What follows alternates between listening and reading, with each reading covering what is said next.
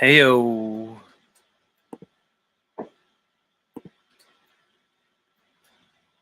Heyo.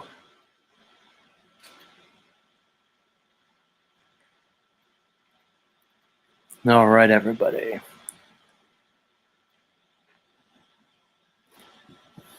Strap on in, folks. Oh, you early risers? Well, if you live near me, you're an early riser.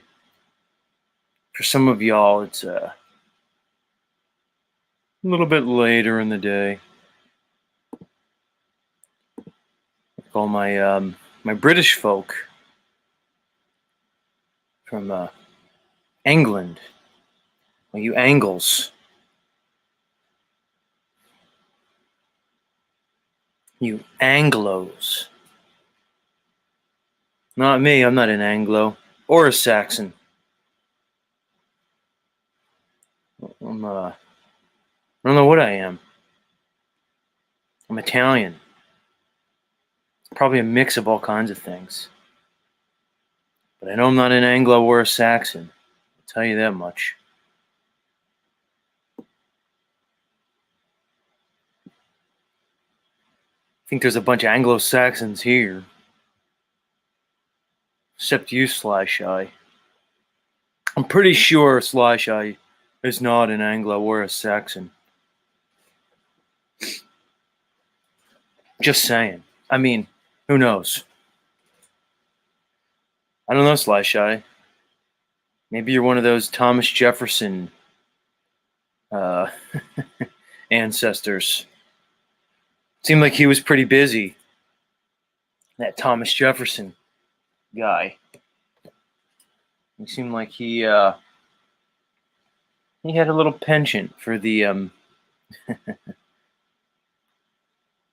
for the sisters out there. Anyway, what am I talking about? I'm already talking nonsense. The show hasn't even started.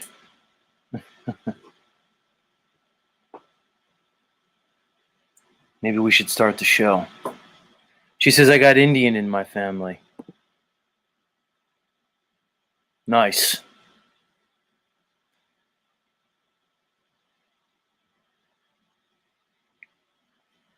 All right.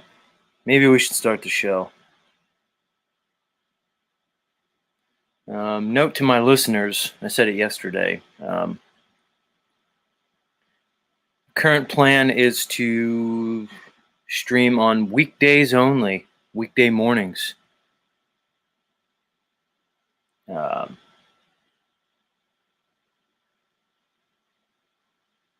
think we're gonna ice the weekend shows. We'll see how it goes. Right now, I'm just vibing the weekdays for a bunch of reasons. I don't want us all to start resenting each other. What's the term? Familiarity breeds contempt. I think there's a lot to that. I think we'll all love each other a little bit more if we take the weekends off. I don't know. Maybe you guys have something to say about it. Let me know in the chat. We talked about this yesterday. But I'm just letting everybody know, because I know many of us here have our routines. God, I'm seeing that more and more. How many peeps around here are just very, very set in their routine. So I'm letting you guys know we're going to create a routine here.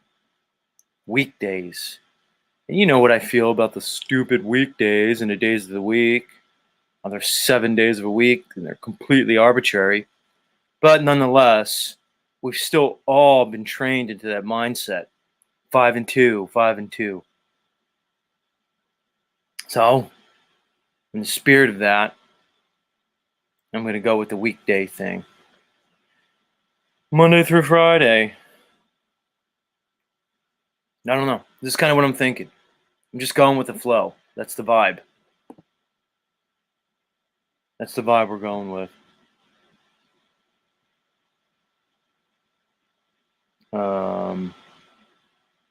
Yeah. Anyway, let's get the show started. I'm sure we're going to have an exciting show. Each show's a little different. You never know what the day's going to bring. Isn't it exciting? All right, let's start this damn thing. Yeah, Green Man.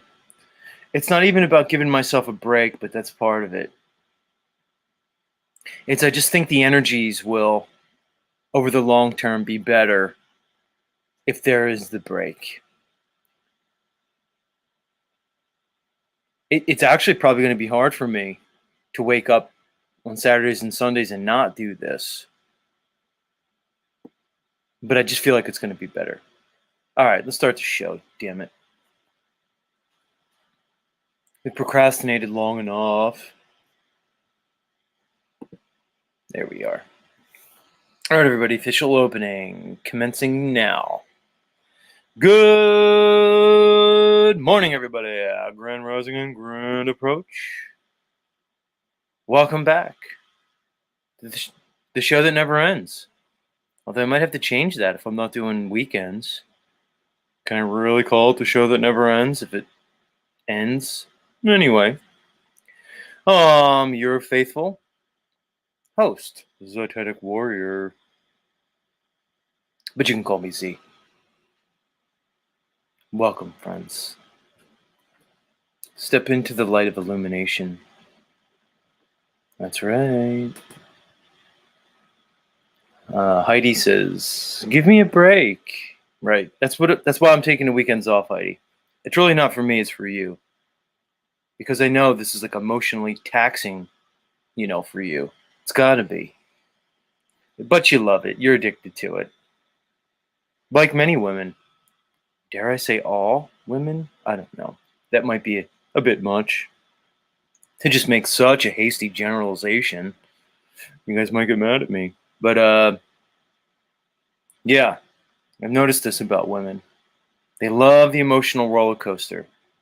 The ups, the downs, and everything in between. That's the secret, guys. I shouldn't tell you all this, gentlemen. I don't know if the ladies will admit it, but I'm going to tell you the secret. They like the drama. They like the emotions. Why do you think they like the bad boys? They say they want certain things in a man, but they're typically attracted to particular characteristics in men. And a lot of it's the bad boy archetype, Well, you ask yourself, why? Oh, they're cheating on them all the time. And that's what it is, guys. This whole thing is like, happy wife, happy life. Keep your woman happy. It's not really what it's about. Because if it was, you would see relationships playing out that way. But in reality, what you see is these women are very highly attracted to the emotional roller coaster. They kind of want you to sort of cheat on them, guys. They want you to kind of be a dick, but then be nice, but then be kind of a dick, and then be indifferent, and everything in between. It gives them what they need. Why do you think they love soap operas? Forever and ever. Since novels were written, since radio and TV became popular. Drama, drama, drama, soap operas. It's just the way it is. The ups and the downs. They love it. What are you saying, Heidi? Did you hear me across the universe, Z, telling you get it together? Yeah. Yeah, Heidi says, yeah, I just love it. Maybe she's admitting it. It's the drama. Ruled by Saturn says, that's why I got off that roller coaster. Right. Well, here's the thing, ruled by Saturn. The key is they want to ride the roller coaster. You need to be the roller coaster. Get it? Or at least the guy controlling the damn thing. You don't want to be on the roller. Let them ride the roller coaster. Sorry, women. Just kind of the way it is. Heidi says, you're a soap opera yourself. Well, maybe that's why you're here each day, Heidi. Anyway, much love. Who else is here? Capricorni. Says, morning, Z. Capricorni has a lady picture this morning. I guess Capricorni's a lady. Oh, but Saturn, 3 fingers. Slash shy. Chris from South Jersey. Much love to you, dude. Up early in the South Jersey morning. Here, summertime. Thunder Chicken. No. Alright. Familiar faces. Calvin Mauve. Bonjour to you too. Yes, Green Man. Guten Morgen. Steve, the HMFIC. He's up and at it this morn. Like I say, guys, it's morning for me, so I just say morning. It must be weird if you're like somewhere else and it's nighttime or the sun's going down. I know that's probably weird, but you're probably used to it. It's like in America, all the people in California, they see everything like at weird times. Like everything's prime times based off the East Coast. But if you're in, California, you're like 3 hours behind. It's so weird. Time zones are weird. Everything's weird. Hey, Jackie Fox, at least you admit it. She says, I love me some drama. I like when they come clean to us, guys. You get rare moments of honesty and clarity from these ladies. And they'll just come out and just say it. I love me some drama. Oh, look, Mr. Miyagi's here. Hopelessly addicted to Z Show. Can't admit it. Must be tough for you, Mr. Miyagi. Why don't you just come out of the closet? Free yourself, Mr. Miyagi. You don't have to keep pretending to hate me and my show as you're here each morning. You could just kind of like, I don't know, stop being like so insane. Mars Life's back at it again. He says, hashtag we own truth.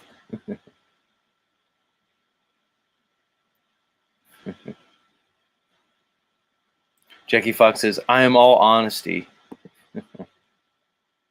Jackie, how long did it take you to get honest with yourself? Was the 23-year-old version of Jackie Fox honest? I wonder, Jackie.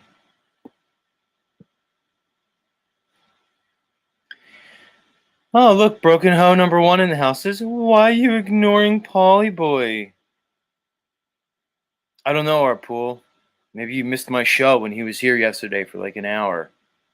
I don't know. People like narratives, though, don't they? They're more fun. It keeps like Jackie Fox and Heidi and Capricorni and everybody else involved. So you can just sing, why are you ignoring Polly Boy? Man, some of you guys got real issues. Real fucking issues. Very immature. Many of you people are very immature. It's hard to watch, if you want to know the truth. Why are you ignoring Polly Boy? Fucking really bad, man. What are you saying, Miyagi? He said, I do me, you do you. How about that? Right, I do me. But you seem to be doing me here each morning, Mr. Miyagi, as you just hate. It's got to be really tough to be you, man. To embody like those conflicting energies within yourself. It's probably really fucked up.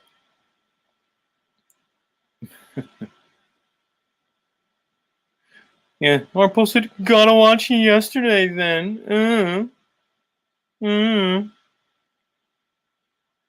Fucking people, man. It's really sad to watch. and I have to sit here and like process. I have to try to sort of like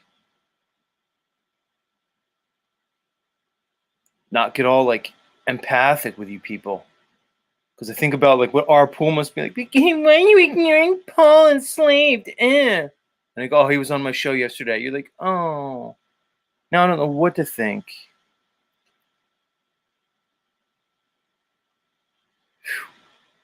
Very strange. This is a learning experience for me too. This whole thing, this whole whatever this is that's going on here in this metaverse. It's really a window into a mindset that's difficult for me. Let's see what Jackie said. She said, it took me till a few years ago. I was a liar most of my life in some ways. Very honest this morning, Jackie Fox.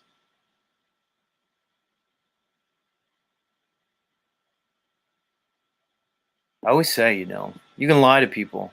You can lie to me if you want. But don't lie to yourself. That's the ultimate insanity. When we're going through our lives, we're so deluded that we're just lying to ourselves, making up stories and shit. That's insanity. People do it all the time. It seems like it's the norm, almost. To live in the lie, to choose the lie. Very strange.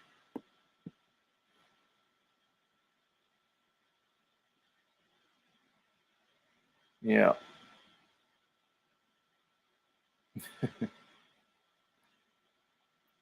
Salty Sarn's here. She knows the truth. Salty, when did you stop lying to yourself? If ever. I wonder.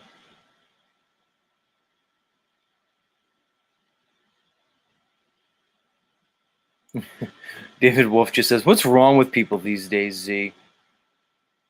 I don't know, man. Your guess is as good as mine, David. Where do I start?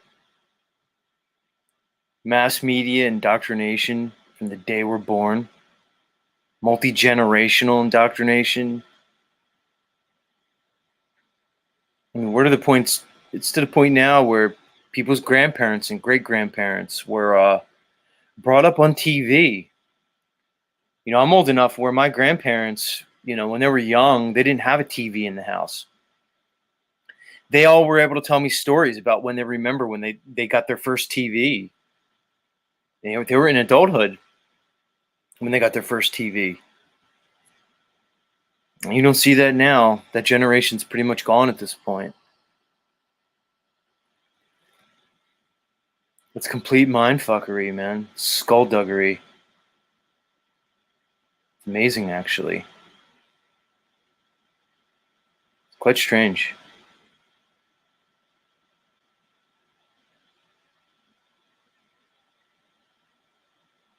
Jackie Fox says, Mitch hit me with some truth last night. Got me thinking.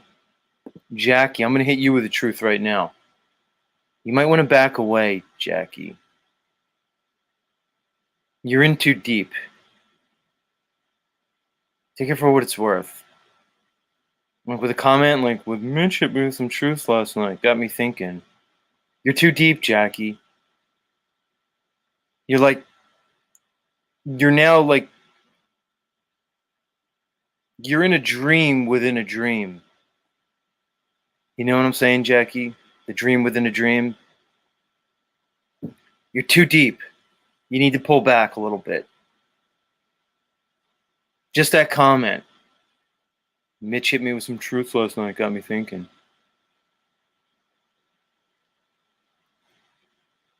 I don't know, Jackie. Maybe we need to talk about it. I feel like you're in too deep. You're just the metaverse is like consuming your consciousness. So rather than you operating the metaverse is now operating you. And you might want to try to pull back before it's too late. Because you may indeed just merge with the metaverse.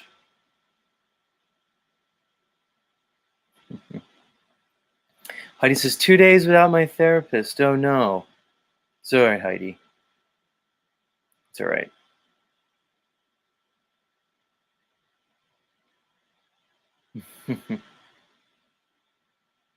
Sovereignist in the house.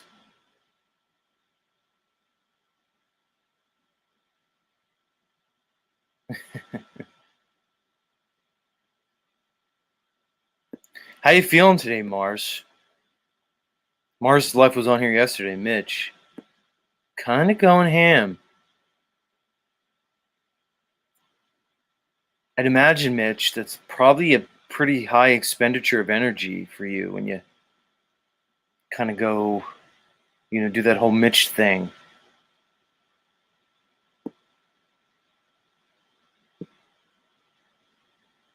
Wondering how you're doing today, homie.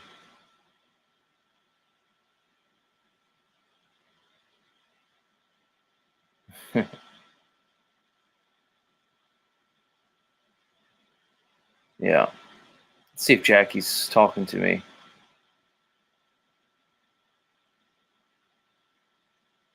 She said, that was my thought exactly. Way too deep. All right, so she's admitting it. You're too deep, Jackie. The metaverse is going to take over your consciousness at some point.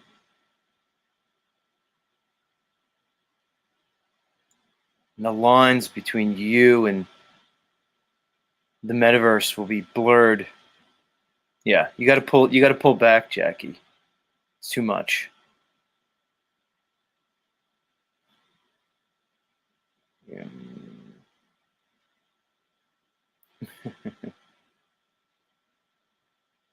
Yeah.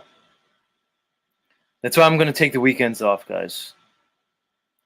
It's going to be too much for me otherwise.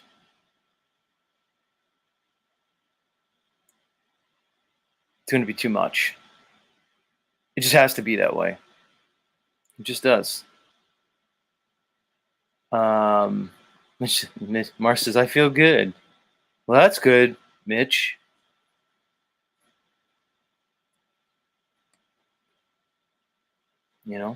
Much love on that one. She says, I'll be back off after your show, Z. Either way, Jackie Fox, much love. But this is all new for everybody. This whole experience, this technology, this ability to communicate easily. This is like science fiction being played out right in front of us. Which probably means they were just using their predictive programming to tell us what it was all going to be. Remember a time when the thought of like communicating with somebody instead of just on a telephone, like with a screen face to face, was that was just all like kind of imaginary and futuristic, and now here it is. Here we're all doing it. With the click of a button, we're all just looking at each other speaking. I don't know if we could all handle it. I don't know if we're ready for it. It's too much.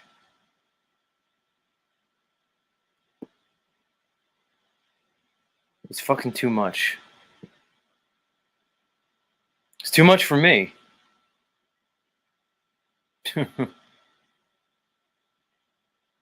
Everybody's giving me advice on how to handle my weekends. I think I'll be all right, guys. I've only been back on for maybe a month or longer. Time moves like faster in the metaverse. Like I was reviewing stuff from 5 months ago. Yesterday I played the first time I met Jack Talcott. And it was like it like in my consciousness, it was like an eternity ago. But in reality, it was 5 simple months ago, which is very strange to me. Extremely strange.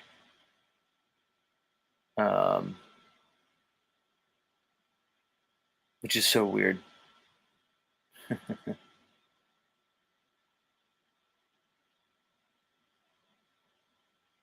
What are you saying, Mars? Why am I so interested in you this morning, Mitch? He said, why is this community scared of getting away from the drama and into some truthers? Mitch, I'm going to put it like this, dude. Maybe you're not getting the memo, Mitch. Many of us have been in this whole truth thing for well over a decade, bro. We've said everything there is to say. Whatever this is, these people around these communities, we've gone through it. Many of us, I think, are just trying to cope at this point, bro. It's not drama, it's human relationships, dude. Mars Life, why do you keep going to people's channels and trying to control them? Do you see where you're going wrong, dude?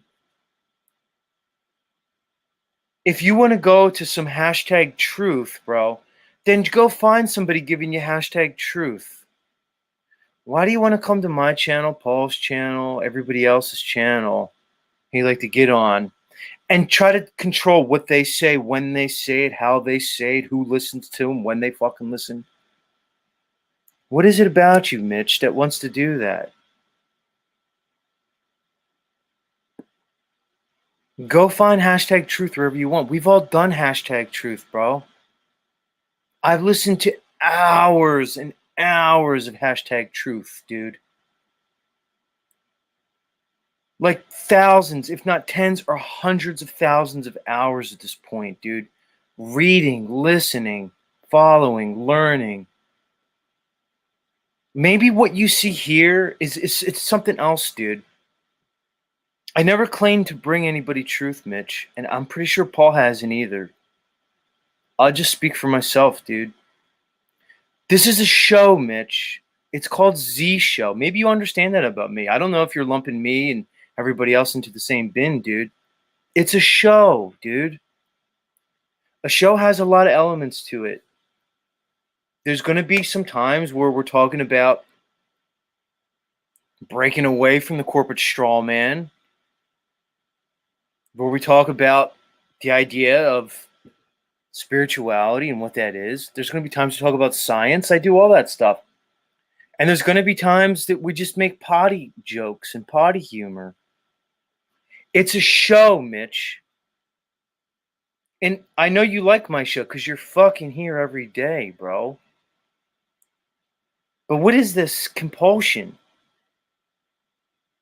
to try to define somebody and then subsequently try to dictate what their content is? It's very strange, dude. We've all done the truth thing, man. For years, Mitch. I'm going to be 45 years old very soon. I've been in this for a long time, dude. I've seen pretty much the whole breadth and scope of hashtag truther community. I do a show, Mitchell. It's a show for a reason. I call it Z Show for a reason, bro. You understand? I don't have thumbnails and fancy clickbait titles, dude. It's a show, man. It's a show for people who resonate around these communities, dude. You have a narrative, Mitch, painted in your head. Very likely, dude, you're projecting a lot of your internal struggles. You probably know that and just can't control yourself, dude. Nobody wants to fucking listen, man.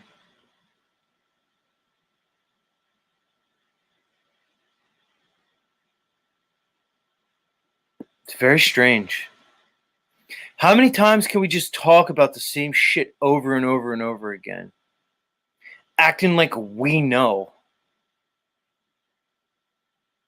There's no truth I can give you guys here. If you're here for me to give you truth, you've come to the wrong place. And if you find a place where someone's actually going to give you truth, let me know, because I have yet to find it. The best we can hope for is to create an experience for everybody where through a process we can discover maybe some degree of truth within ourselves. If you find somebody who's telling you they know what truth is, you probably should fucking run.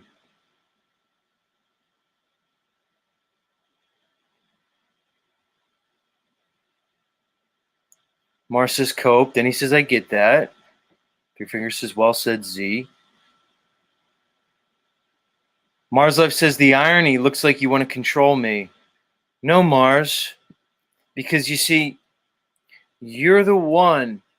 See, this is where I have to explain things. But you're younger than me, Mars, so I'm going to help you. All right.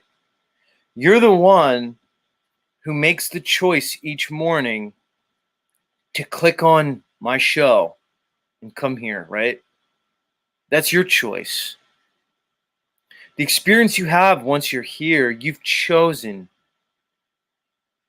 into, bro.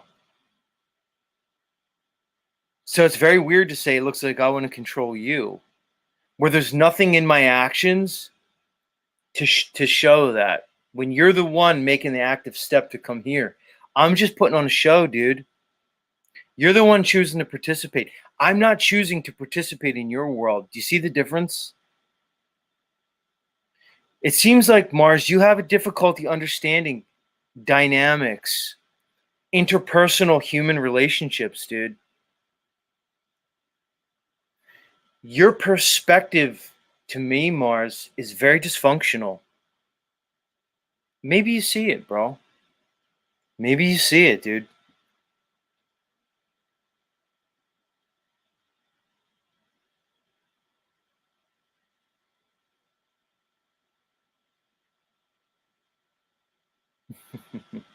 Jackie Fox says, I remember when you did the narcissist test on Jack. That was right after I met Jack for the first time, maybe a couple days later.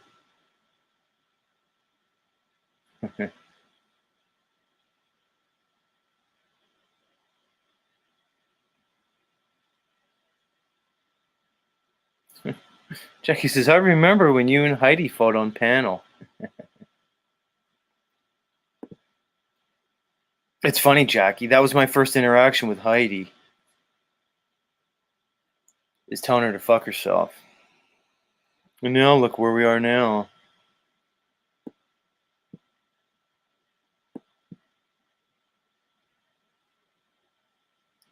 Mars, it's not about the criticism, dude. We're talking some shit. You're very emotional about the whole thing, man. I don't know. It just seems dysfunctional, man.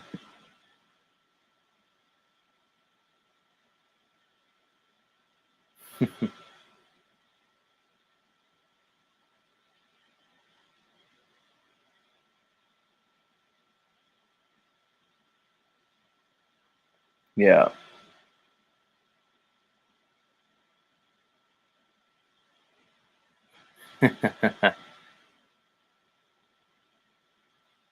Mars is going off.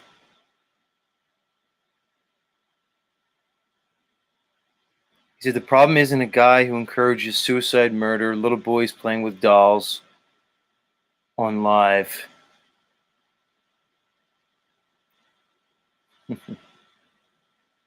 Salty Siren just says Mitch needs to get laid every full moon to get his aggression out. It's so funny. Some people, that's like their answer for everything. Oh, Mitch is uptight. He needs to get laid. Oh, Z's spurging out. He needs to get laid.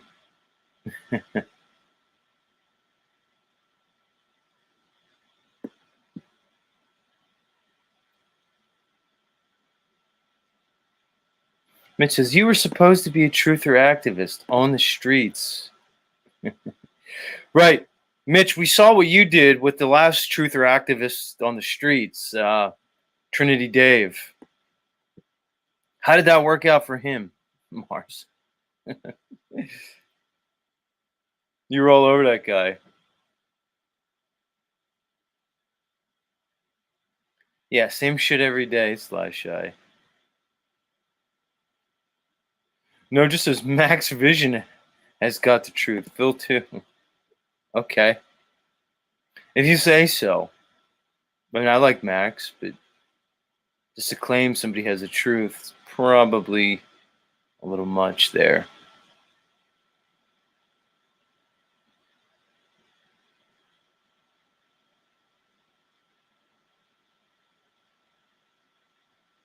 Yeah, half truths.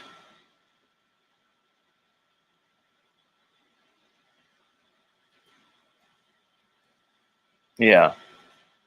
Roll by Saturn says, "You aren't moving fast. You aren't moving fast enough for Mitch. I used to date someone that flipped out if I didn't do something I thought of doing right away." It's all projection, rolled by Saturn. It really is. People just don't see how much they project out. They're not aware of, they're not in touch with their own feelings, emotions, and thoughts enough to realize that they're just projecting their own insecurities just out into the world. They don't see it. Very strange.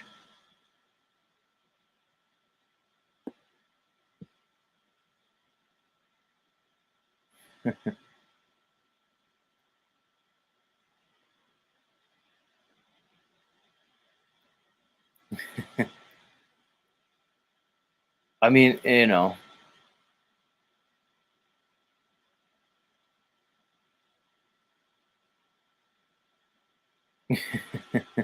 yeah. Our pool says out to punch some Globetard kids or something. That's all I need is to go out in public and do activism and have Mitch like literally studying my every move. That's what I need, Mitch.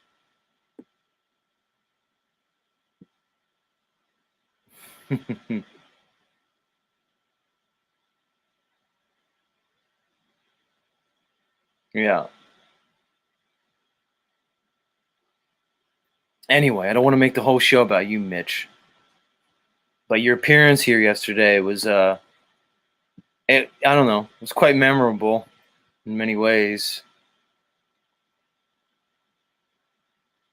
But much love, bro. Hey, what do I know? Everybody wants to act like they know things. I'm really tired of that. From everybody.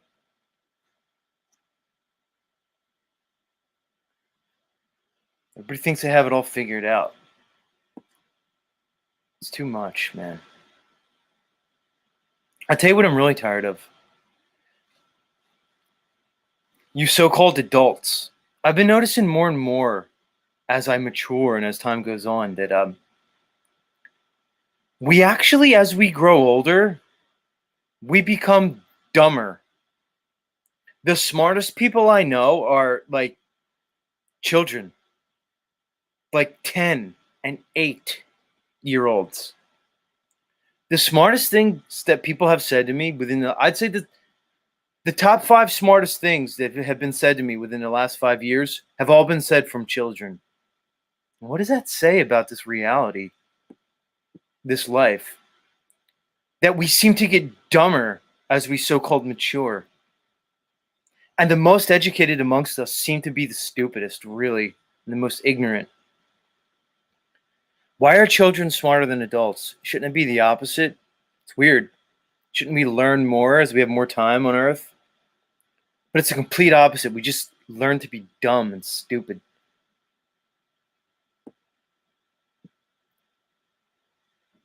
I almost can't take any adults seriously. I don't even want to hear what people have to say.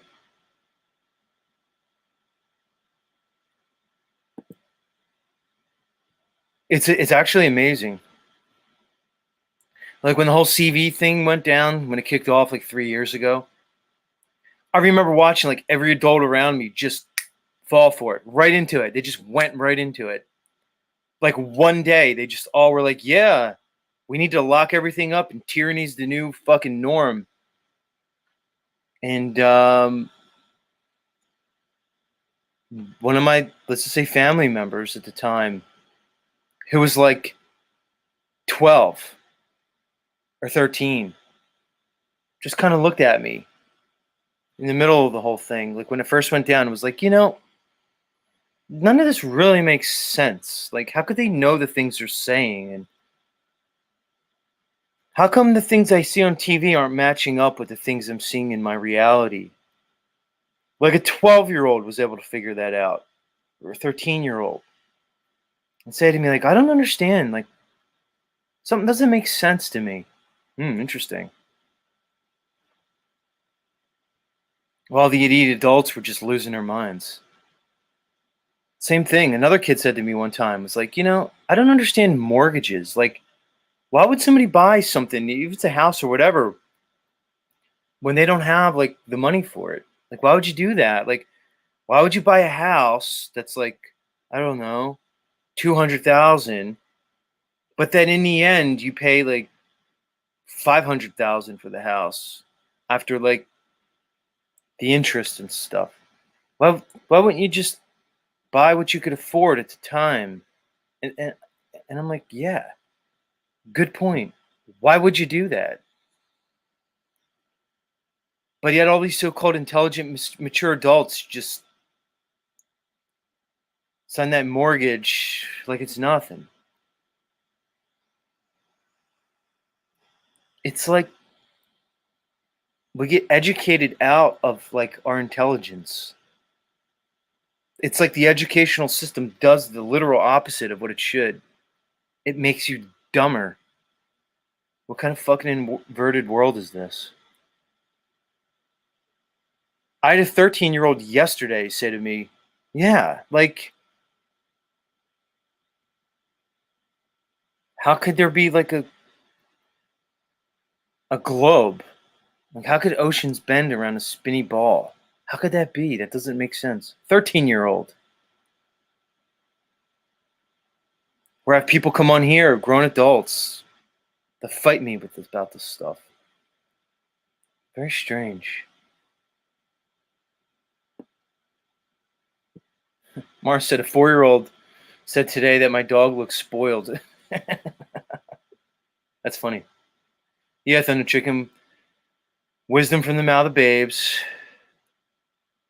Well, State says education seems inversely correlated with intelligence. Good way to put it. Thunder Chicken says children are closest to source. Very strange world. Yeah. Closest to the astral realm. Good way to put it. So weird. So fucking weird.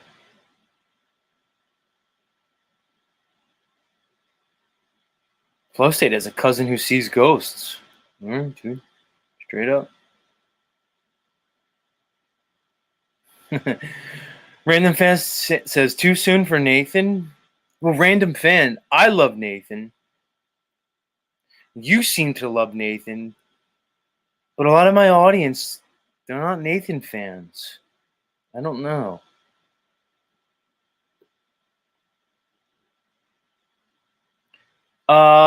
Let's take a poll right now and just put yes or no in the chat. Do you like Nathan? Nathan Sanders, our resident songbird. Bird. Anon says, this is the best and greatest show on earth. Hey, I'm not going to disagree with you, Anon. Roll by Saturn likes Nathan.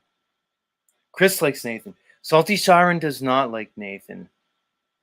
I think Nathan triggers Salty because Salty has to pretend that she only likes big masculine men who scream, talk in a really low voice, like Polly Boy.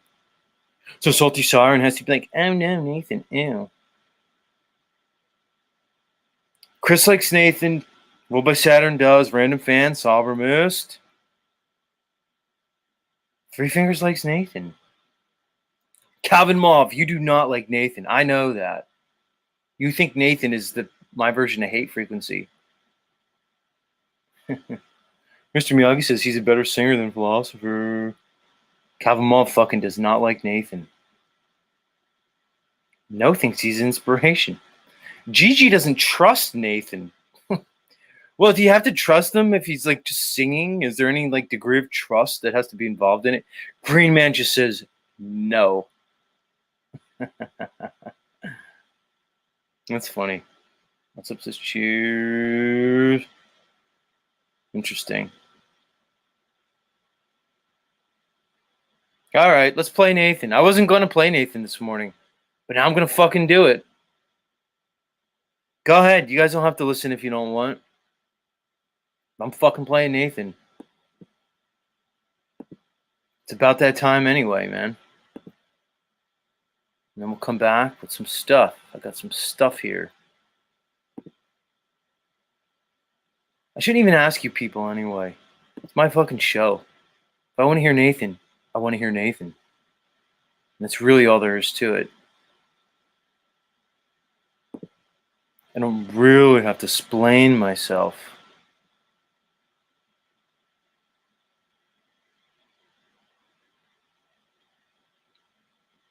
This is an appropriate song for this morning. And I'll come back and see you guys. It's alright. I'll watch my numbers drop by 10 instantaneously as they just did. But they'll go back up. And if not, who cares? You can go fuck yourself, really. I'm not super interested. Alright, guys. We'll be back soon after this very short break. Much love, much love. Peace and love. Peace and love. Take it away, my friend.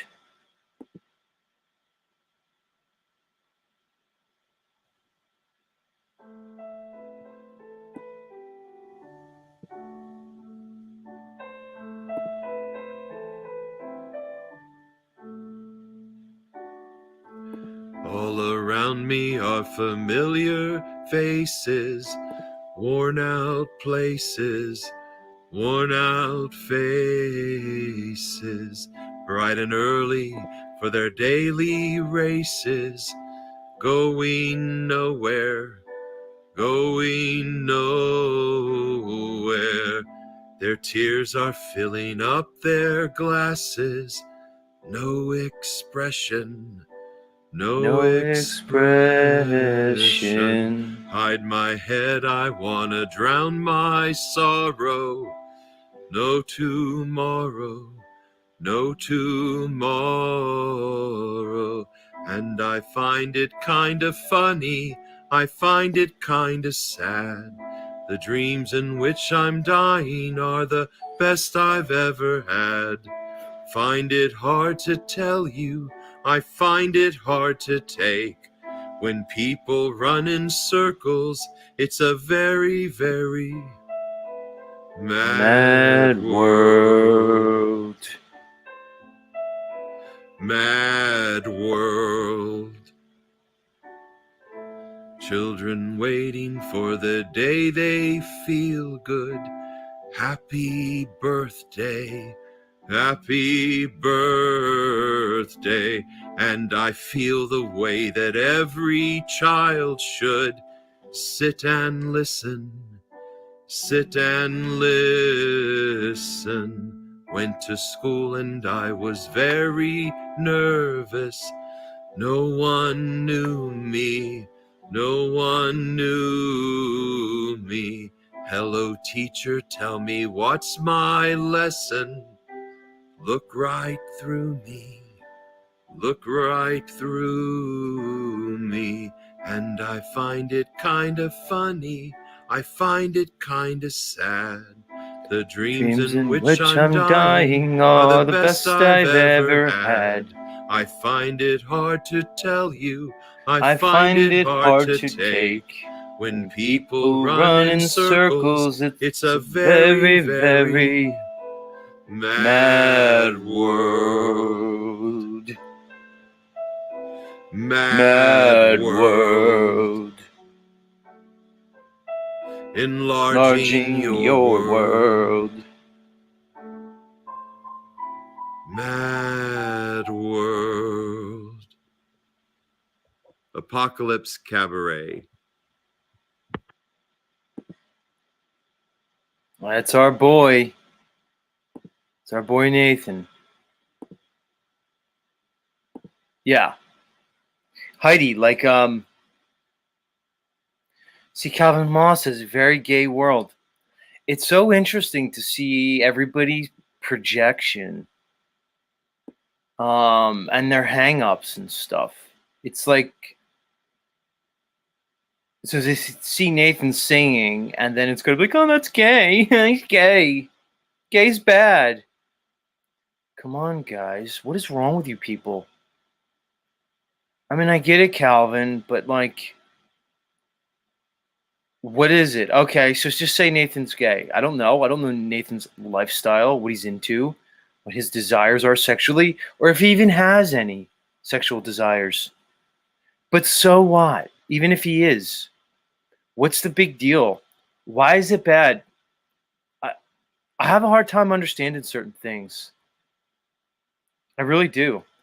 But yeah, Heidi, like whenever I play Nathan, like right away I drop by like 20% in my viewers, which is fine because it's kind of like a commercial break, but it just shows people's attention span. Like they have to click off, they're going to go watch like 3 YouTube shorts and then they're going to come back on. It just tells me so many things, you know? But y'all are so hung up on so many things. So what? Okay, so say Nathan's gay. What does that matter? So say he's sexually attracted to men. What does it have to do with anything? Is he supposed to hate himself? What's he supposed to do? Is he supposed to off himself, delete himself from the realm? Is he broken? If he is he a sinner? Is he going to go to hell? Can he control it? I just don't understand what's wrong with everybody. It still boggles my mind with you people. It really does. It's very difficult for me.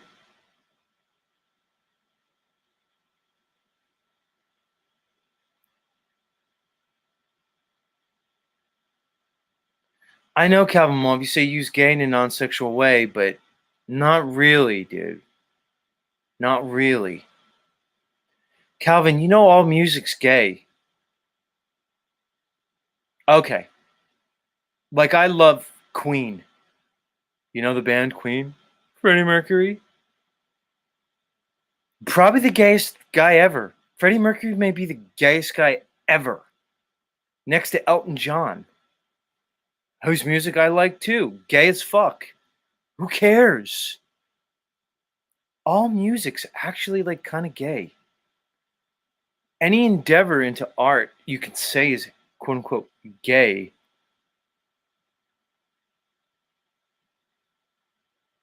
So is like Queen's music like less good after you discover that Freddie Mercury was like the gayest guy ever in the history of everything? No, it's still Queen. It's still good. The music's still good. You kidding me? Judas Priest is one of my favorite fucking bands, dude. Judas Priest kicks ass. The fucking lead singer was running around with a shaved head and whips and chains and leathers and chaps and assless leather chaps. Gay as fuck. But yet the music's awesome. What does it matter? What is wrong with everybody? Look at Tommy. He's here. Tommy's gay as fuck. Sorry, Tommy. But you're fucking gay, bro. I've seen you react. Tommy, I watched it live and in person. You were up here. Bane Bear came on without a shirt on. And we're talking about Bane Bear. He's not like an Adonis. He's Bane Bear. Tommy, you almost lost your shit live on air from Bane Bear without a shirt on. Gay as fuck, but we still love you, Tommy. You know you're gay as fuck. What's going on, man? Dave Wolf says he's not gay. Well, I don't know if Nathan's gay or not. That's on Nathan. I don't know. I read an article about Nathan once. He was in like some gay magazine doing an article called like it was called like the Gay Times or something. I don't know. I just might have made that up, but he was in some magazine where they were like promoting him as like a member of the LGBT community and how he's a playwright. So good for Nathan. What, Nathan doesn't belong around here because he's gay? I'm fucking tired of it. Mr. Miyagi says, are gay people really in touch with the... No, you're not in touch with the reality, Mr. Miyagi, and you might want to explore your fucking your repressed sexual desires, dude, if you have such a problem with it.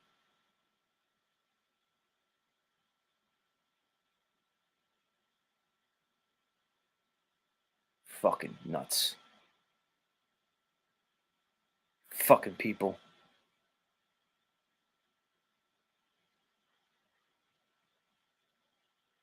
Unbelievable. Calvin Moff says, there you go. Queen and Elton garbage. More draws. You don't like Queen and Elton John? What are you into, Calvin Moff? Like, what kind of music do you like?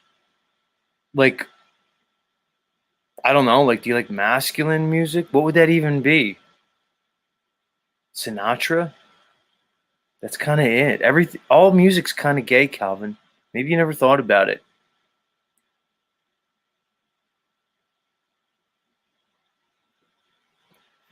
I was listening to Culture Club the other day, bro. Culture Club. Boy George. Want you? Yeah, come on, Culture Club, dude. I watched a documentary on Wham the other day. It was on George Michael and the other guy. No one ever knows the other guy's name. I think his name was like Andrew something. Gay as fuck. Gay as fuck. David Bowie. Gay as fuck. At least bi, which is gay. Okay, so what? It's a big deal.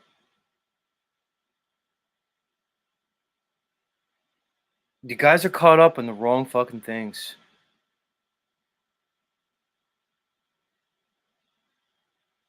Bearsworth says, no, it doesn't matter. It's just funny to make fun of because it's such a big thing being pushed in mass media. I get it, Bearsworth. I understand that, but it's too much.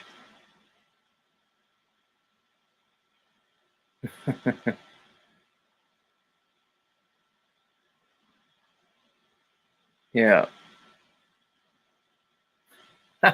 Mateo, thank you. Keeping me straight this morning. Mateo just says, all chaps are assless. There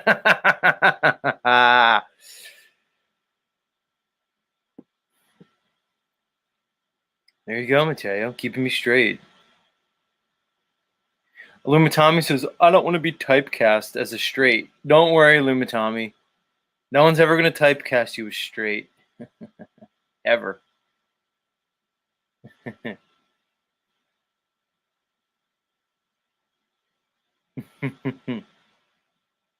Yeah, Illumitami. No one's in danger of thinking you're straight. Thank you, Somewhere in Time. Says, appreciate you introducing Nathan's channel. Worked big Broadway type shows, dancing for years. Not everybody gets it Somewhere in Time. Like literally, like 20% of the people leave my channel when I play Nathan. That's how fucked up 20% of you people are. It's amazing. You guys are really fucked up. You really guys are fucked up.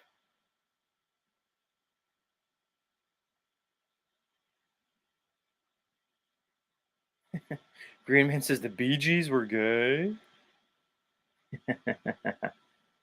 That's funny.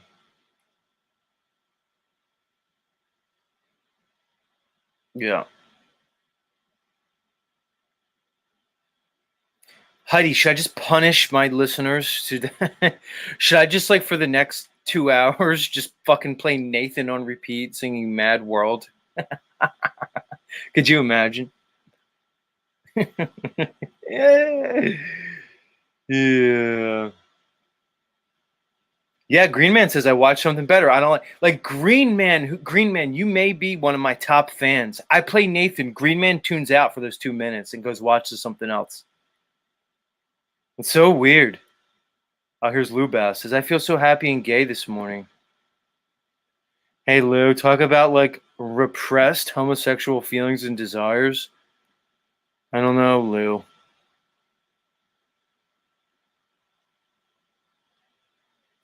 OTW thinks the Red Hot Chili Peppers are gay. Probably, dude. Anthony Kiedis, I think I heard rumors about him, who's the lead singer. He kind of has that lispiness to him, you know? He's probably gay. I don't know. I don't know, really. You almost have to kind of be gay to be like a rock singer, especially. I don't care. I don't care what you guys fucking say, man.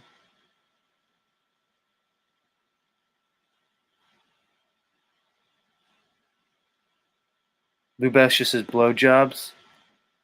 Lou, you're a man-child. Which is okay, Lou. I could probably say the same thing about myself. About being a man-child. But Lou, you definitely are. There's no doubt about it. Right, Uncle Rick. Who cares, gay or not? Guys, get over it.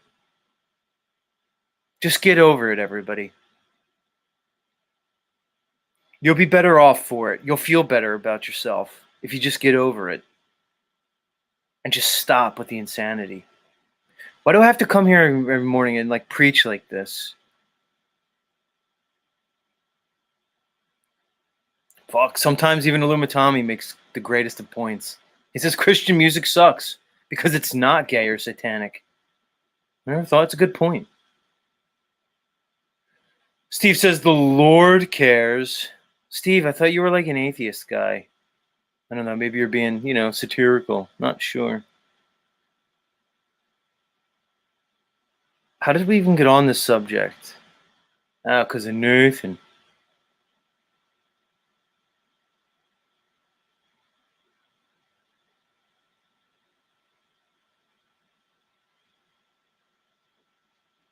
Yeah, okay, Mr. Miyagi.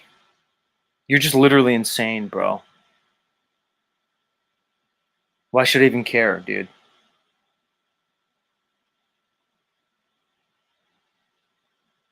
You're a weird guy.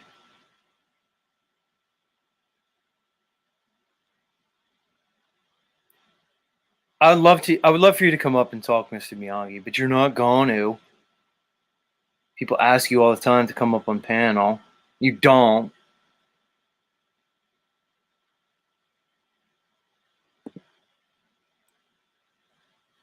Yeah, I'm that guy. I'll just sit here and kind of like, give my audience a tongue lashing because they can't accept the rainbow community. Come on, guys. Just get with it.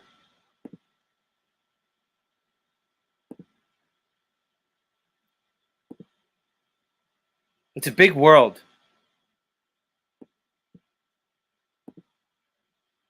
Oh, God doesn't like gay people. As if you could know.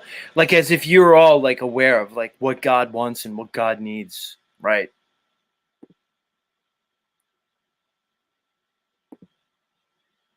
You can't see the narcissism behind that. Oh, it's a sin. It's an abomination. It's against creation.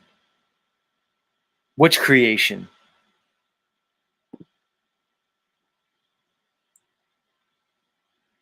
Crazy. Crazy people.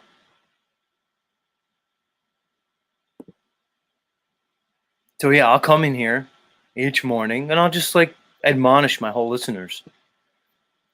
I'll just beat the homophobia right out of you guys. Why not? You guys might need it. Like, what do you guys do when you have like a gay family member? Like all you guys who still come here and want to fucking play this card. What do you do? Does it fuck you up when that happens? Like, do you just choose not to deal with it or not address it? Like, what is it? Like, what is it about you all? Very strange to me. Very strange. We want to embrace all the colors of the rainbow.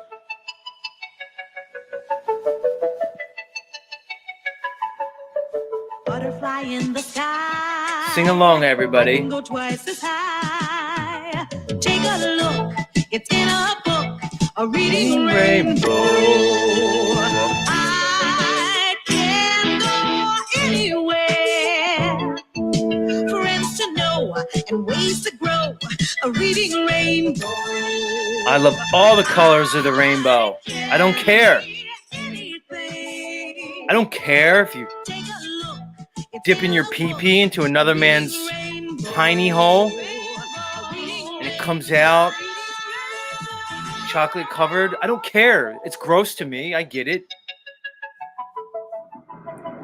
I wouldn't even do anal on a chick, much less a guy. It's gross. I understand. Oh, I'm supposed to hate people for it? I can go twice as high. Take a look. It's in a book. A reading. Where's the love and understanding, people? I can go anywhere. Friends to know. Well, and ways to grow. we welcome all you, all the letters and colors here. Take a look, it's in a book, a reading rainbow. A reading rainbow. That's right. I learned early on to embrace all the flavors of the rainbow. When the man says, "What the fuck you guys talking about today?" I'm basically just kind of like giving my audience like a lecture on, homophobia, bigotry, pretty much. And it's time to get over the whole gay thing. It's time to move on, everybody. Just let it go. Oh, it's an agenda. New World Order agenda. Okay, guys, okay. Move on anyway. What are you just going to do? You're just going to walk around fucking hating people?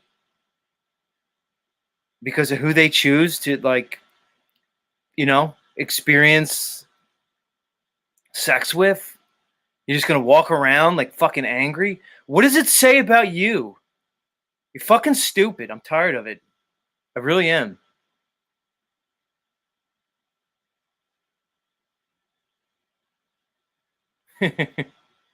London Man says strange music and rainbows. Come on, London Man. Accept all the colors of the rainbow. No one's asking you to dress up as a female, Green Man. That's your mindset? That all of a sudden, dude, if you accept gay people, then you have to dress up as a female? Unbelievable.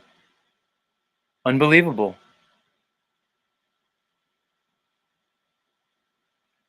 Green Man says they want your kids. Do they?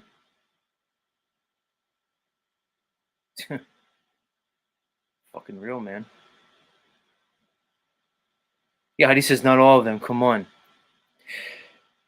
Everybody loves to paint a narrative in their head. Everybody wants to fucking... So the boogeyman is the gay guy down the block, right?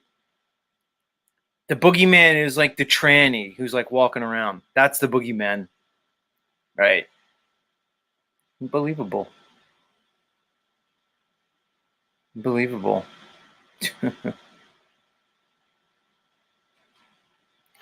Sherelle Snow says, we just don't want children mutilating their genitals, maybe. Did I say anything about that? No, you just said something about that. You just made those things synonymous. You made gay and synonymous, and genital mutilation of children synonymous. You just did that, Sherelle. You did it. Oh, hi, Christy Lee Dolls. I'm trying to educate the audience this morning, on not being homophobic and bigoted. Maybe we can move past that.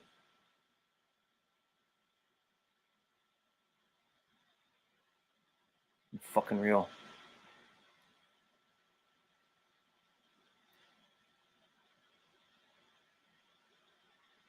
And numbers dropping, giving us an example of a false equivalency, and really showing how low intellect you are when you say, hopefully you protect the well-meaning globe people the same way you protect the rainbow people, because of course it's the same thing, right?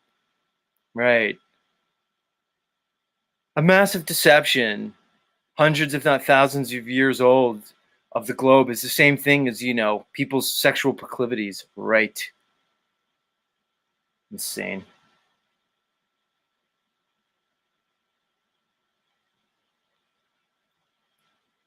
Unbelievable. I'm just really tired of it. Like, I can come on here and placate and pander to all you people. I can come on here and just tell you what y'all want to hear. Yeah, it's Luciferian.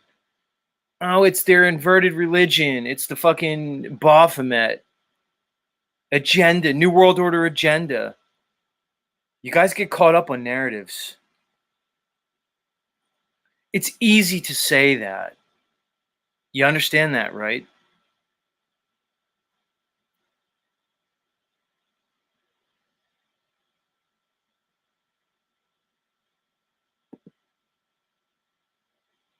It actually disgusts me.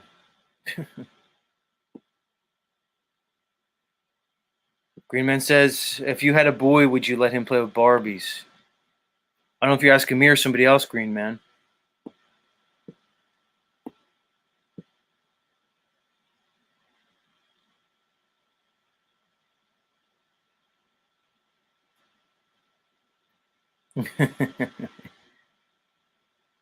Who knows? Who knows?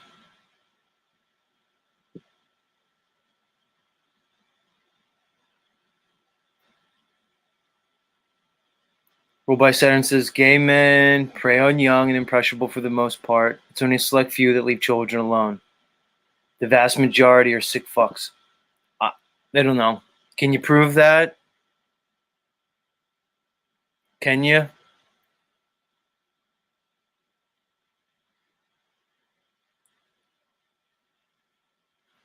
Mr. Miyagi says, how does less than 1% of the population get so much attention? Maybe because people like you, Mr. Miyagi, who can't stop hating on them. I don't know. Maybe that's how.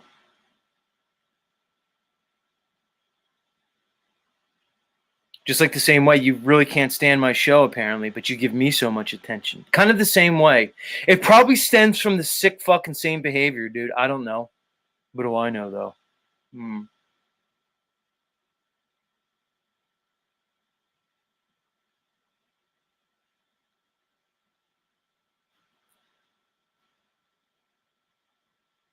I don't know. Yeah, ruled by Saturn. How about all the straight men that prey on these young ladies? You know? How about that? What's the difference? Ruled by Saturn, the sexuality. It's about the power and the control. Gay or straight, I still see the same predatory behavior against these children, regardless of the sexuality. What does it have to do? What does the predation of children have to do with the sexuality of the predator?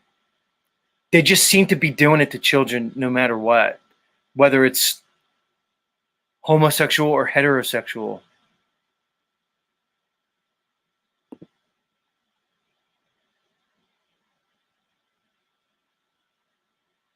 I don't know, Uncle Rick. I don't know if anybody can answer that question. He says, Z, are gay men born that way, or a spirit is inside them that makes them that way? I don't know, Uncle Rick.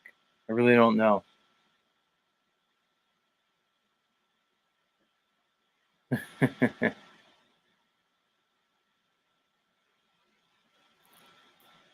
Yeah. All right, numbers dropping. Fair enough, dude. Fair enough.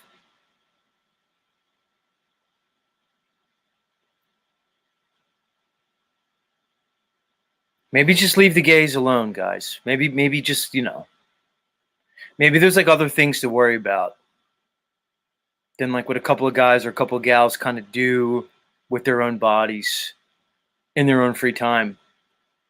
And they're not really harming anyone, you know. Maybe we can just kind of like let them go, like do their thing. Look, if this whole NWO wants to push some agenda, what does that have to do with the individual people?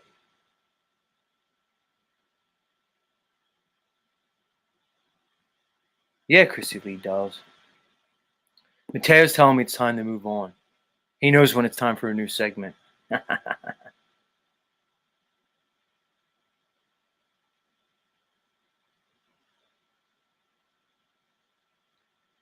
That's so funny. Tommy just says a mouth's a mouth. That's something you would say, Tommy.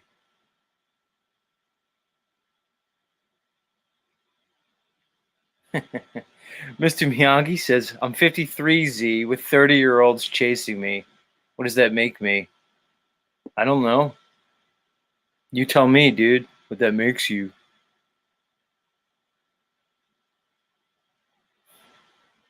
Interesting, though.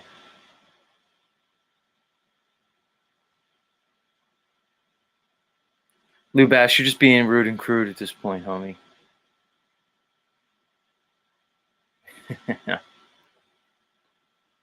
Fucking Lou.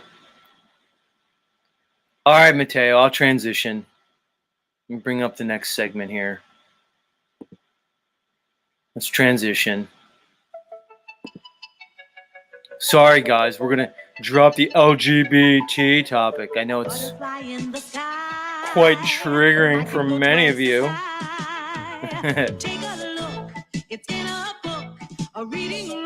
Let's see, let me pull up my article. It's all right, LGBT. You're welcome here. Well, it doesn't matter what most of my listeners feel about you. Z loves you. Z loves you. Maybe I'm a little bit more mature in my understandings. I don't know.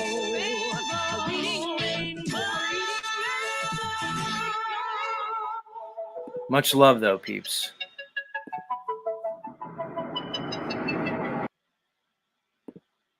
God forbid.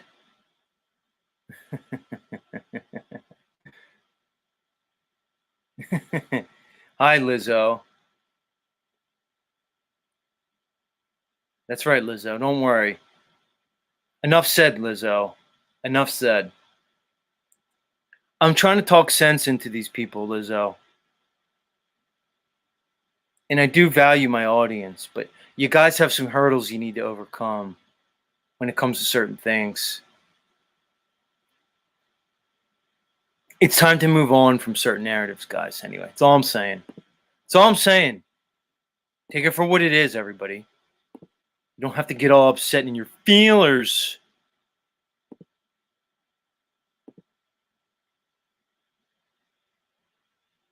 Who could hate you, Lizzo? I certainly could never. Really couldn't. All right, let's move on. Like Mateo said, it's a show.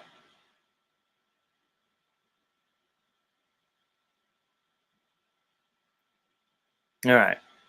Let's read science, guys. It's science time. Let me get my music going. Because we love science, everybody.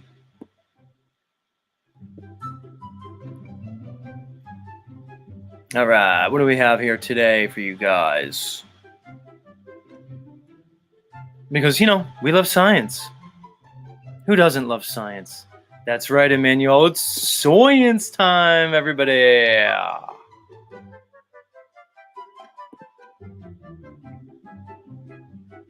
Bearsworth just says, okay, you're gay. I'll tell you what's not gay. Science. Of course science isn't gay. Where would we be without science? I don't know. We'd probably be back in the Stone Ages.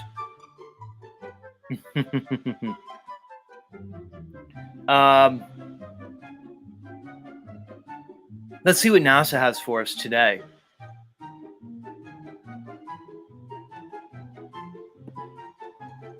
We love you, NASA. This one's from space.com, everybody. In case you're wondering. And this article's entitled, This NASA probe has been revealing stunning moon views for 14 years. How long will it last?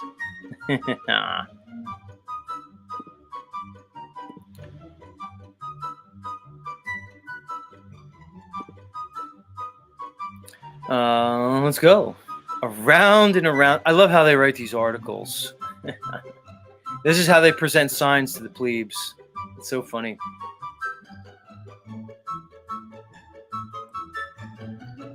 Around and round it goes. NASA's veteran lunar reconnaissance orbiter continues to circle the moon since it first entered lunar orbit in June 2009. Which is weird. I don't know. I never heard about this lunar reconnaissance orbiter. It's news to me. Maybe I just missed it. It's not like I follow NASA very closely, but apparently there's been a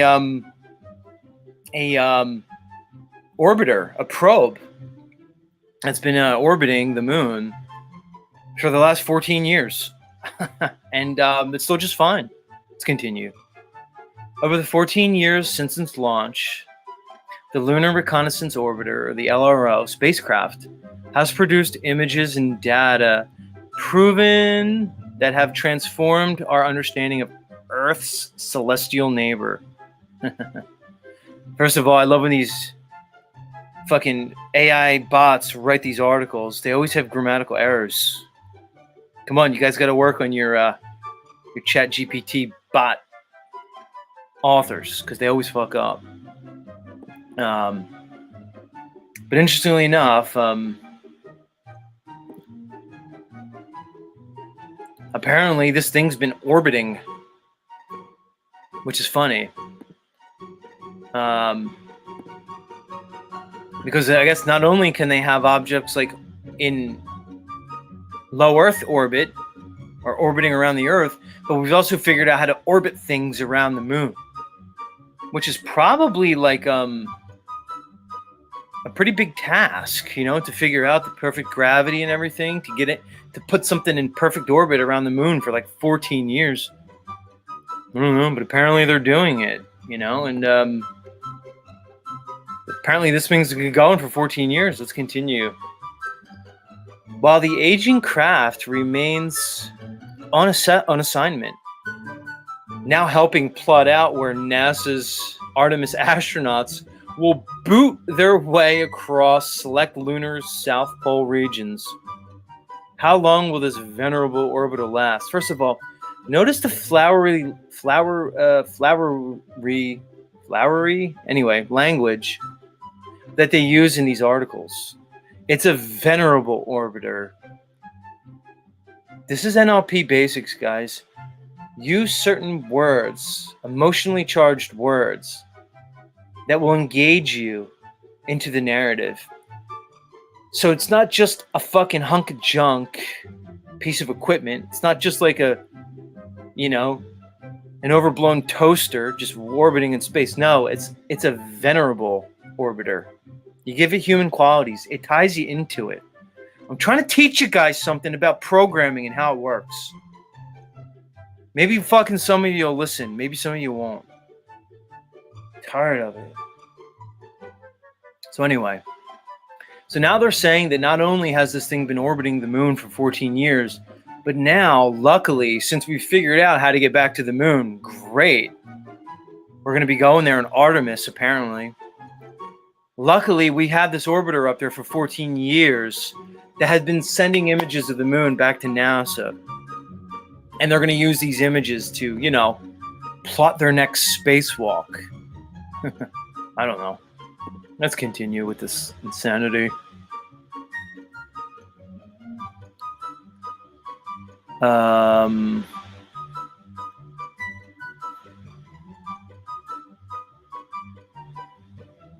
They're basically going on to say that there's like moving parts on this probe, and that it has batteries, and that they don't last forever. Wow. But miraculously, this thing's still functioning. Good thing, though, because we're going to send people to the moon, like, anytime, like, sometime in the near future, which is weird. And they're actually showing us pictures, apparently, from this image. Which is funny, because you think they'd have the technology just to give us a 24/7 feed of the moon. But no. NASA has to interpret the images. They need to be rendered and then presented to the public. Why can't you just give us a live feed? It's weird. I mean, they had that technology in 2009, didn't they? Apparently not.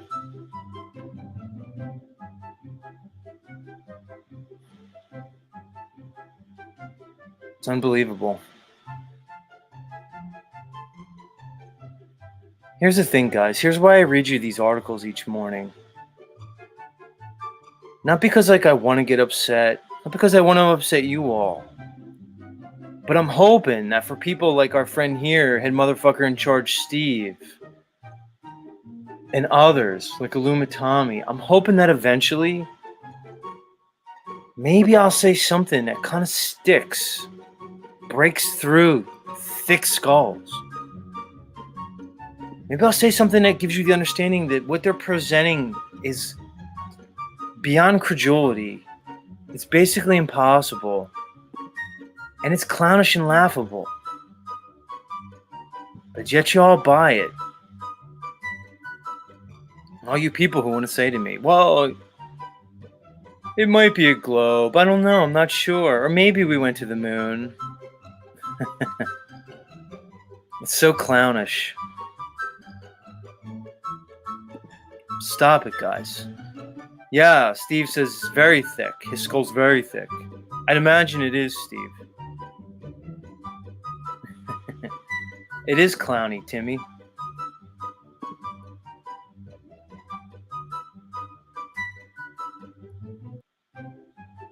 Yeah, Tommy keeps coming in every morning and tells me how he's going to turn me into a globie. So strange.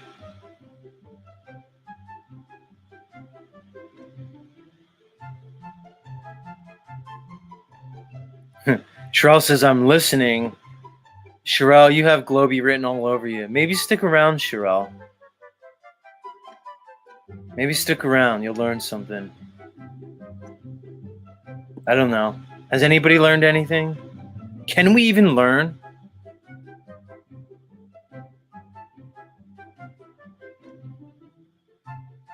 I know, Tommy, you want to educate me on the globe. Maybe we'll let you up this morning. Tommy, you were so upset yesterday when I didn't let you up.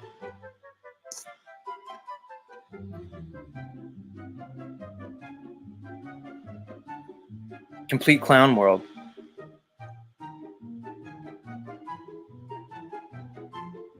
I know miracles can happen, Solver Mist.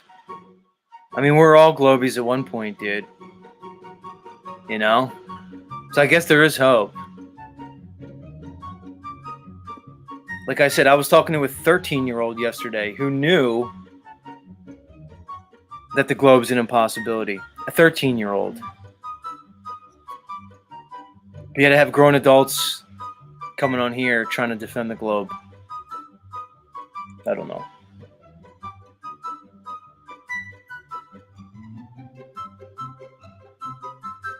Maybe I'll stop talking about the globe. Maybe I'll just change my channel. I'll talk about something else.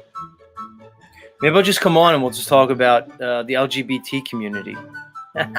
Let's see how many of you guys would stick around for that narrative if I just completely switched it up.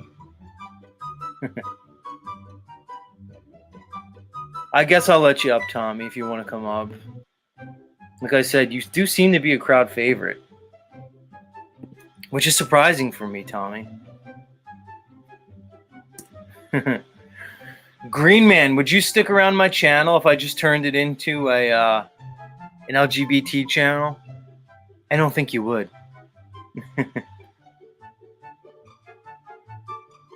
Like instead of Z, it's just like LGBT Z. It's the it's the LGBT Z channel, everybody. Green Man just says, hell no.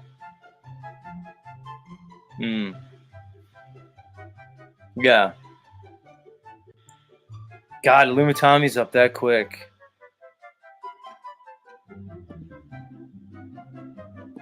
What a weird world that it seems like Illumitami's like a member of the LGBT community. Let me ask you guys, all you guys out there in the audience who are so anti-LGBT, but who are pro Tommy, which is weird. Because Tommy, you're objectively gay, Tom. I'm going to let you up in a second. But at this point, I think you'd even have to admit, Tommy, that you're objectively gay, bro. But yet, much of my audience loves you, Tommy, but they don't like the gays. I don't know. What do you guys think? Let me give you your music, Tommy, as I let you up. Because you are LGBTQIA, Tommy. There's no doubt about it. Butterfly in the sky. I can go twice as high. Take a look. It's in a book. A reading. Tommy, are you gay? Just answer it. Are you gay? Can go anywhere. Take a look. It's in a book. A reading rainbow. Boo. No, I'm not. I'm not an alphabet. You're not. Like while I'm doing this celibate thing, I like being not typecast as a straight. But I just don't think I could do the gay thing. Tell us why. I mean, think about it. Like if you ever hugged your dad and you felt like the stubble on stubble on your skin, that's not it's not a desirable feeling. I don't know. It's just like dicks and testosterone and shit. It just doesn't go with the soup. You gotta have the alternate, get a little estrogen in there, a little vagina. I don't think I'd be able to get over the smells, dude. I don't even like the way I smell, Tommy. Yeah. And that's another point for certain women that don't get the fellatio as often. You know what I'm saying? Like sometimes I'll just wake up in the morning or I'll go about my day and I'll catch a whiff of myself sometimes and I'm like, oh, that's disgusting. So why would I want to have like another man's like stench all over me? So I kind of get it, but who am I to kind of go against anybody who feels otherwise? I guess I'm saying, Tommy, what's the big deal? Why do you think so many people are hung up on the gay thing? What's the hang up, dude? Well, there's the old stigmas of like assuming all gay men are pedophiles, and now there's this new thing with the trans and like, because you can't just pretend to be black, but you can pretend to be gay or trans just by changing your clothes and then making a beeline for children's education, which is kind of the issue I think a lot of people have. It's like they sought acceptance in the community, and as soon as they got it, they went straight to child education.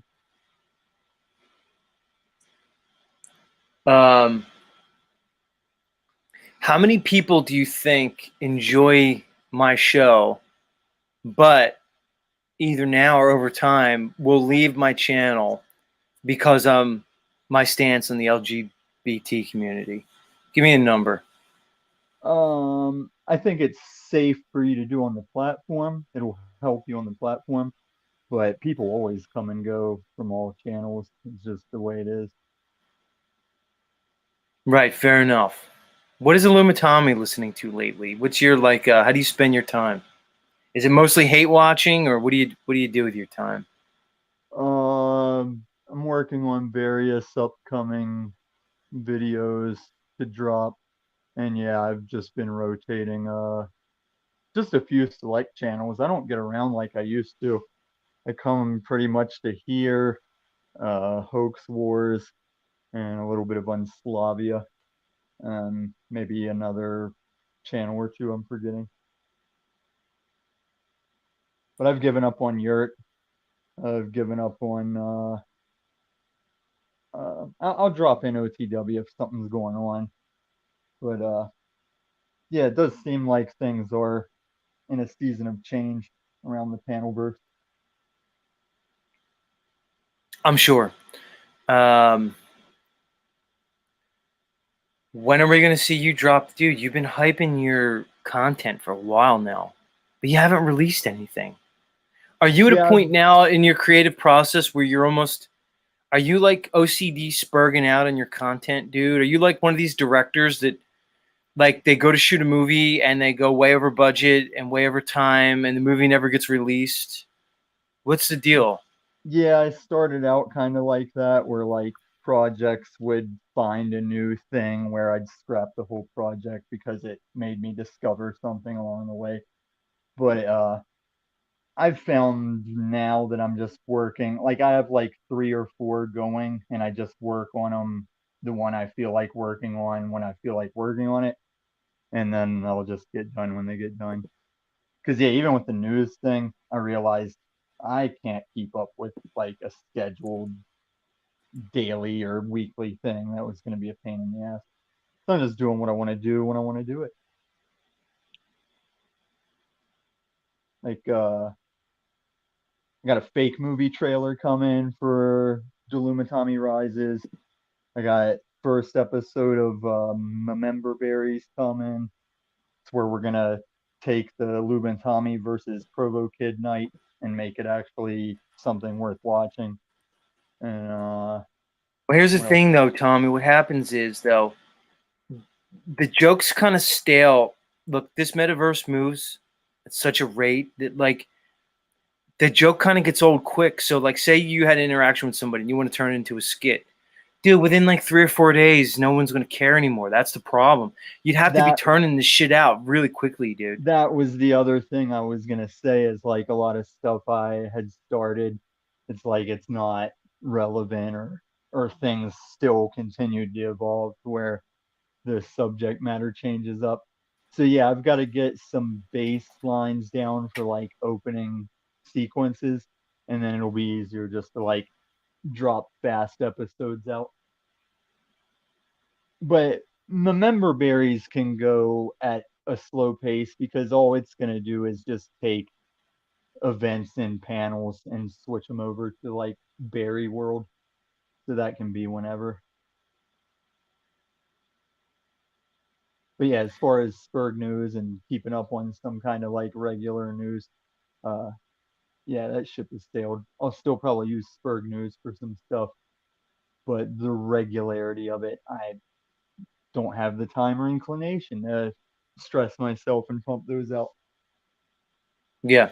The chat asks, what happened to Benton? Tommy was always on fire on his show. Do you have any news from that arena? I've emailed him a little bit and he popped in on a panel the other day. But yeah, I think some stuff's going on he doesn't really want to talk about, so he hasn't been streaming. But I do hope he comes back because even the last couple weeks of his streaming was off my schedule. Like I was in a weird sleeping cycle and not catching him.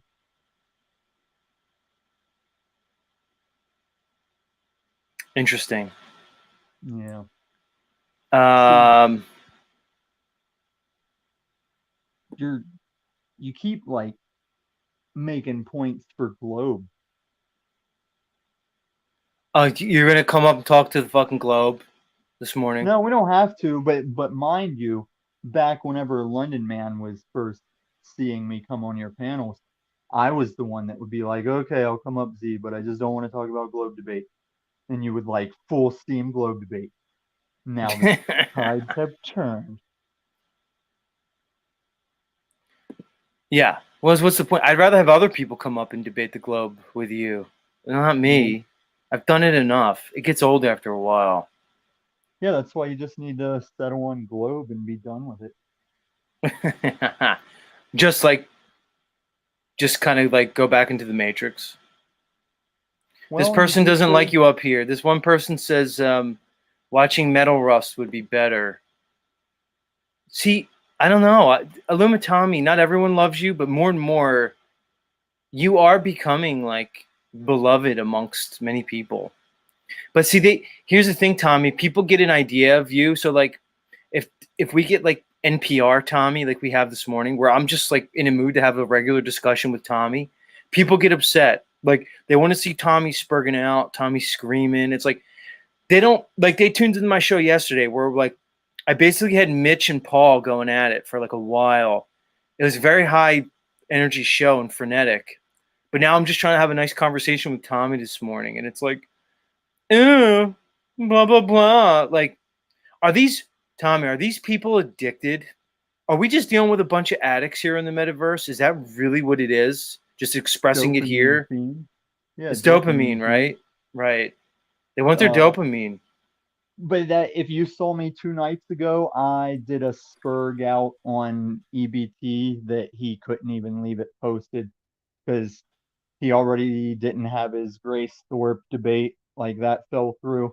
And then when I went up there, I ended up getting in a fight with almost everybody and like calling them out for losing their kids and all kinds of personal shit I knew about them. I was dropping bombs.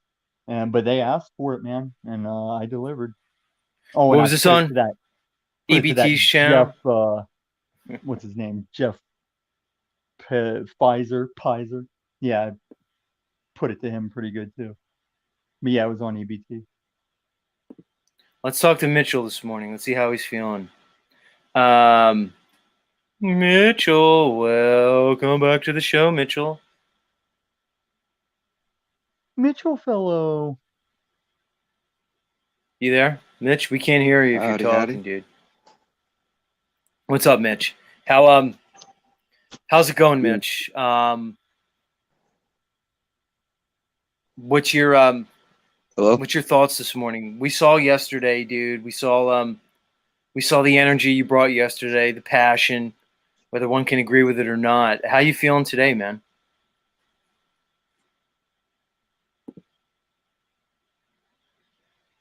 Spit it out. Mitchell?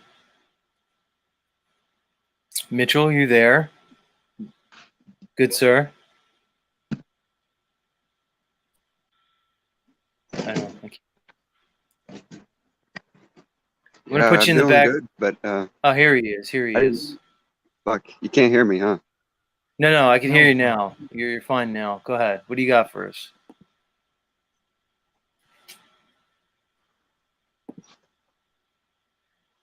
Okay, now we can't hear you. Yeah, he just dropped out. Dopamine dealer is what he said. So you know, Z, I know some alphabet people in Denver that have expressed they just want to be their alphabet letter, but feel obligated to support like the new up and coming letters of said alphabet, and they aren't thrilled about it. Mm-hmm. So I can see that. All right, let's let Jay up. Jay wants to debate the globe with you. I'm willing to go there a little bit this morning, even now the conversation's getting a little. Yeah, It's getting, because it's kind of weird that, it's almost like Tommy. You've kind of become like the designated globie. You're one of the few people who has the balls to try to defend it. Jay, are you really in the mood to go and have like a dialogue with Tommy about stupid globe? Like that's something you really want to do? Yeah, I don't mind, man. It's all good. I ain't in no kind of mood or nothing like. So word. Yeah, I mean, it kind of is like not like the other day, like with I don't remember what dude's name was. Is this the pastor guy? Pastor. Is this the guy with the wife that ran off? Oh, hell no. That's not me. No, I was one that was going like at him about stuff. I think he went on Jack yesterday too, but I didn't catch what they talked about. Who's this guy? Hold on. Who's this new guy? Z's for Illumitami. Who is this? It's me. It's Bane Bear. I'm just. I thought I'd put a funnier name in. Bane Bear. It's so funny you came up here because last time Tommy was up, you were showing yourself without a shirt, and Tommy audibly responded in sort of a sexually provocative and stimulatory way. Tommy, everybody saw it. I can even. What? I don't remember doing that at all. Yeah. Well, here's my thing. I remember, dude. I You talk remember it. about the content that Illumitami is going to come up with. Illumitami, I just subbed to you, so now you have 150 subs, but you've got 483 views and been here 10 and a half years. What content are we talking about? Do you make content? I just started, and I don't really call it content. I only started making stuff to fuck around with this community and like the drama and issues. But yeah, I've been here for like 10 years just watching videos. So Gotcha. Yeah, I just made the name to troll you a little bit. I knew Z would get a kick out of it too. He'd be like, "Oh, that's kind of funny." yeah, and I mean, look, Illumitami, you have become the resident LGBT member of Z Show. True. Which is weird, we dude. shouldn't do that. We shouldn't do that, Z, because there probably will be future alphabet people, and that could get confusing with the nuance and the fakeness. Fair enough. Let's bring Mitch back. Mitch, are you there? Yeah, I'm here. I had to unmute. My bad, but I'm all good. Gotcha. Sorry about All that. right. Hold on. This stream's going to get pulled into a million directions. I'm going to leave Mitch up. I'm putting you guys backstage. Jay wants to debate Tommy on the globe. We'll go there for a little bit. I'm heading It's a out. long Z. show. I just want to say good morning. Goodbye, y'all. Goodbye, y'all. All right, Bane Bear. Keep it real, homie. Bane Bear, everybody. The guy who eats Waffle House hamburgers for breakfast sometimes. Anyway,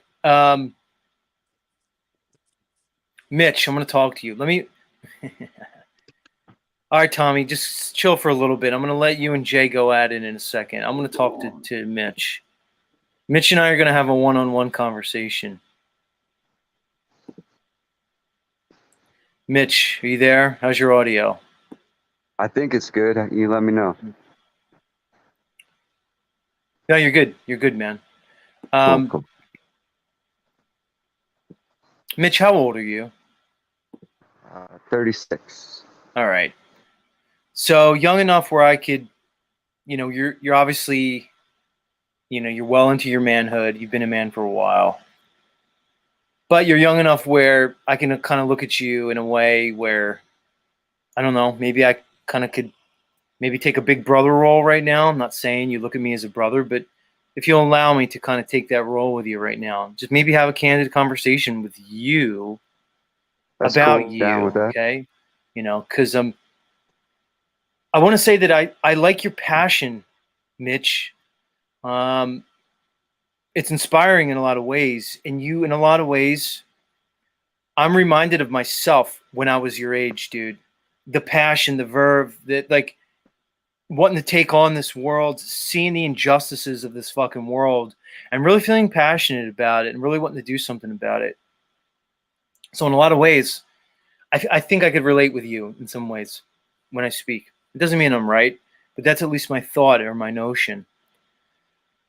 When I look at you and I see kind of, when I try to like picture your life, your headspace, your consciousness, my question is this, Mitch, is that are you doing the best for your health, for yourself? Or do you not care about that? Do you feel like you're in it for a bigger thing? You kind of see yourself as a soldier for truth, a soldier for righteousness, maybe a soldier for God, whatever that conception would be. And maybe you really don't want to have a concept of your own well-being because you feel like you're in it for a greater cause.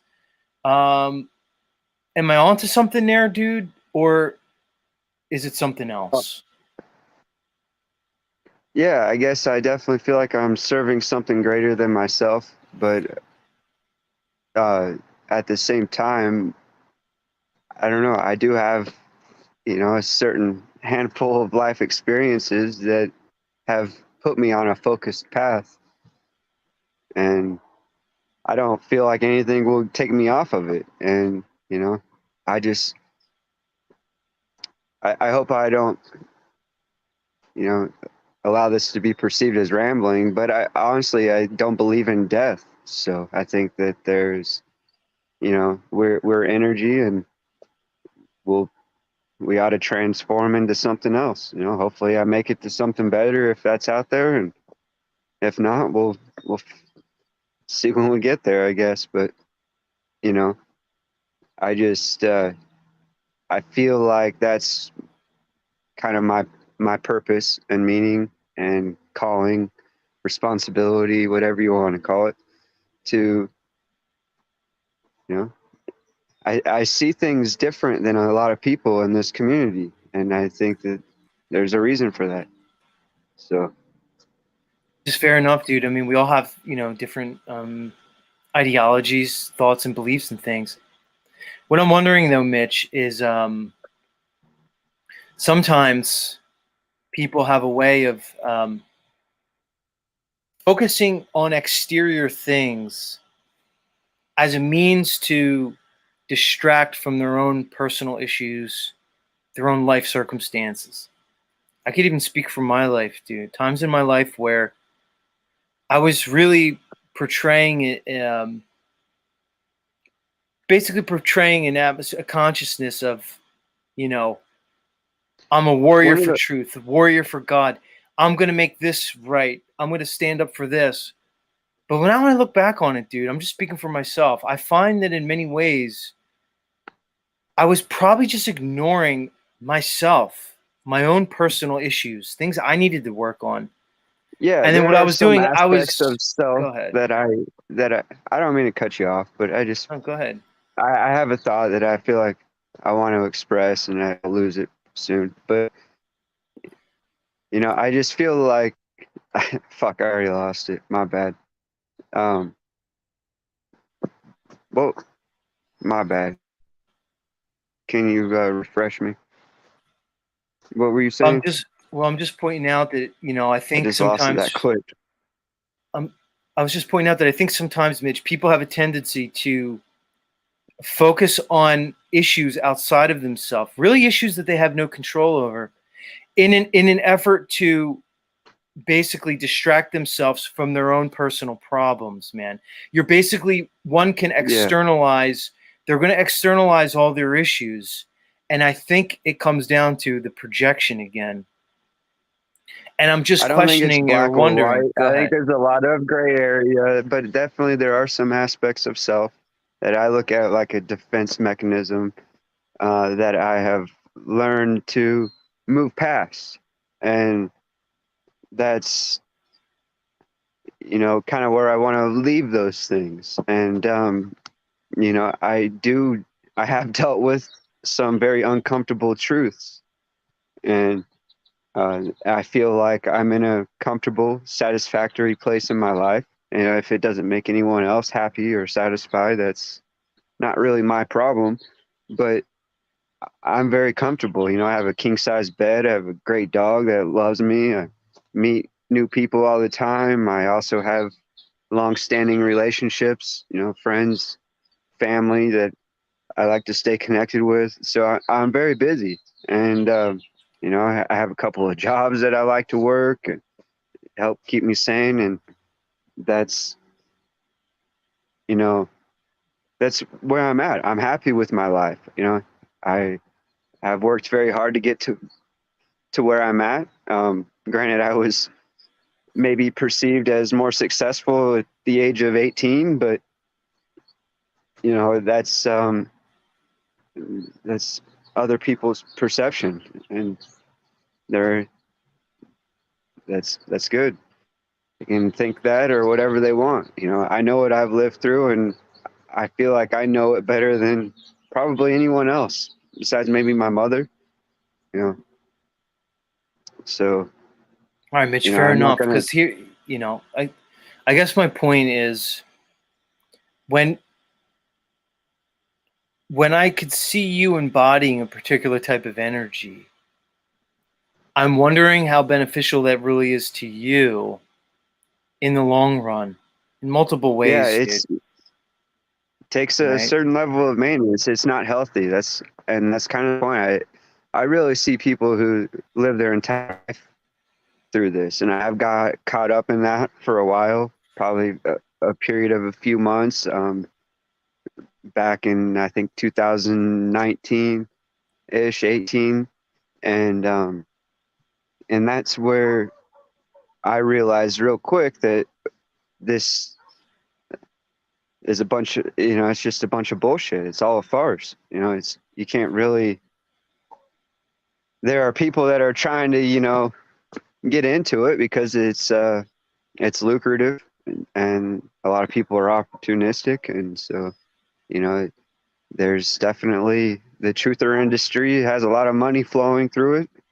There's a lot of interest in keeping the confusion and chaos and solutions from being revealed. Mhm. And Let me it's ask you, simple, Mitch, though.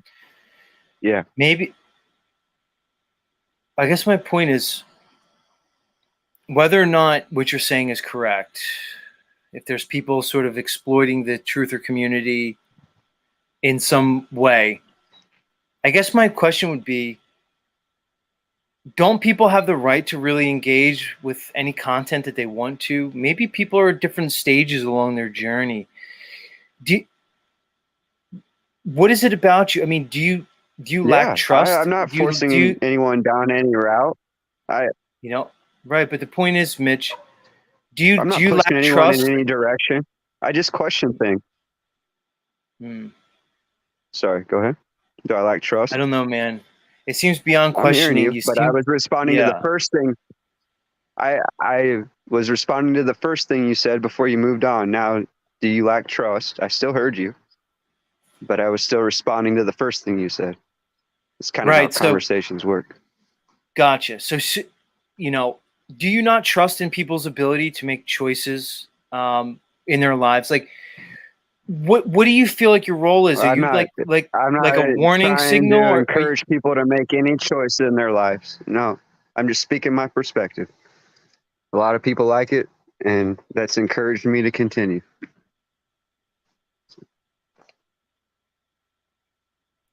yeah, like, all right, like Timmy Some people Carini hate makes it. a good point here. Timmy says, he's laughing because he said money in the truther industry. What a fucking joke. The customers are mostly broke, insane people. How about the divorce industry? 100 billion a Yeah. year. Meaning to say, Just do like, the math. You add it up. I don't have to justify it. If you want to know the truth, it's on record and out there. I don't have anything to prove to Timmy, a bad faith fraudster, making false claims. So, you okay. know, that he's one of those guys. Some people hate it. A lot of people love it. It doesn't really matter to me where you stand. I'm going to continue to walk my path. I hope you walk yours too. And I don't encourage you to walk my path. It's not a good one. Don't take life skills 101 from me. Fair enough, Mitchell. All right, man. I wanted to check in with you this morning, kind of like take your temperature, bro. All right. Always good to talk to you, homie. Be well, Yeah, okay? I'm not going anywhere. Yep. Cool. Yep. Cheers. Cheers, bro. That's Mitchell, everybody. Much love. I'm gonna put you in the back because we're gonna get these clowns up here. Well, at least Luma Tommy. All right, so here's the deal, everybody. Let's move on to the next segment of the Z Show. Luma Tommy consistently wants to argue the globe with his aesthetic warrior. I'm really done, at least on my own channel, arguing the globe or the lack thereof with people. But for whatever reason, Jay's up here, and he feels as though he's up to the challenge. All right, I'm going to bring you guys up. Jay versus Lumitami. Let them. Jay, maybe you could talk some sense into Lumitami regarding this globe theory. Hashtag lie. Because really, I'm just kind of exhausted. And I've done it with Tommy a million times. So let me let you guys up. I'm going to let Jay up first. And then Tommy. Hold on, Tommy. All right, Jay, you're willing to come up here and talk to Tommy about the globe. I don't know why. Better you than me. Any reason why? What makes you kind of like, involved with the topic? Like, Yeah, why do you want to do this? Like I said, better you than me. Go ahead. yeah. I just wanted to see some of his other thoughts on it. Is all. All right. Besides, that's about it. Now, Jay, I haven't vetted you in terms of your status. I don't know really, how appropriate it is to have you up here doing it. But, Yeah. Might as Well, well. Like I don't know, like like your credentials or anything, as if you need any. Let's see where it goes. I mean, all you right. never know which kind of Tommy you're gonna get. Let's bring him up. So Tommy, you get your wish. You get to argue for the globe this morning.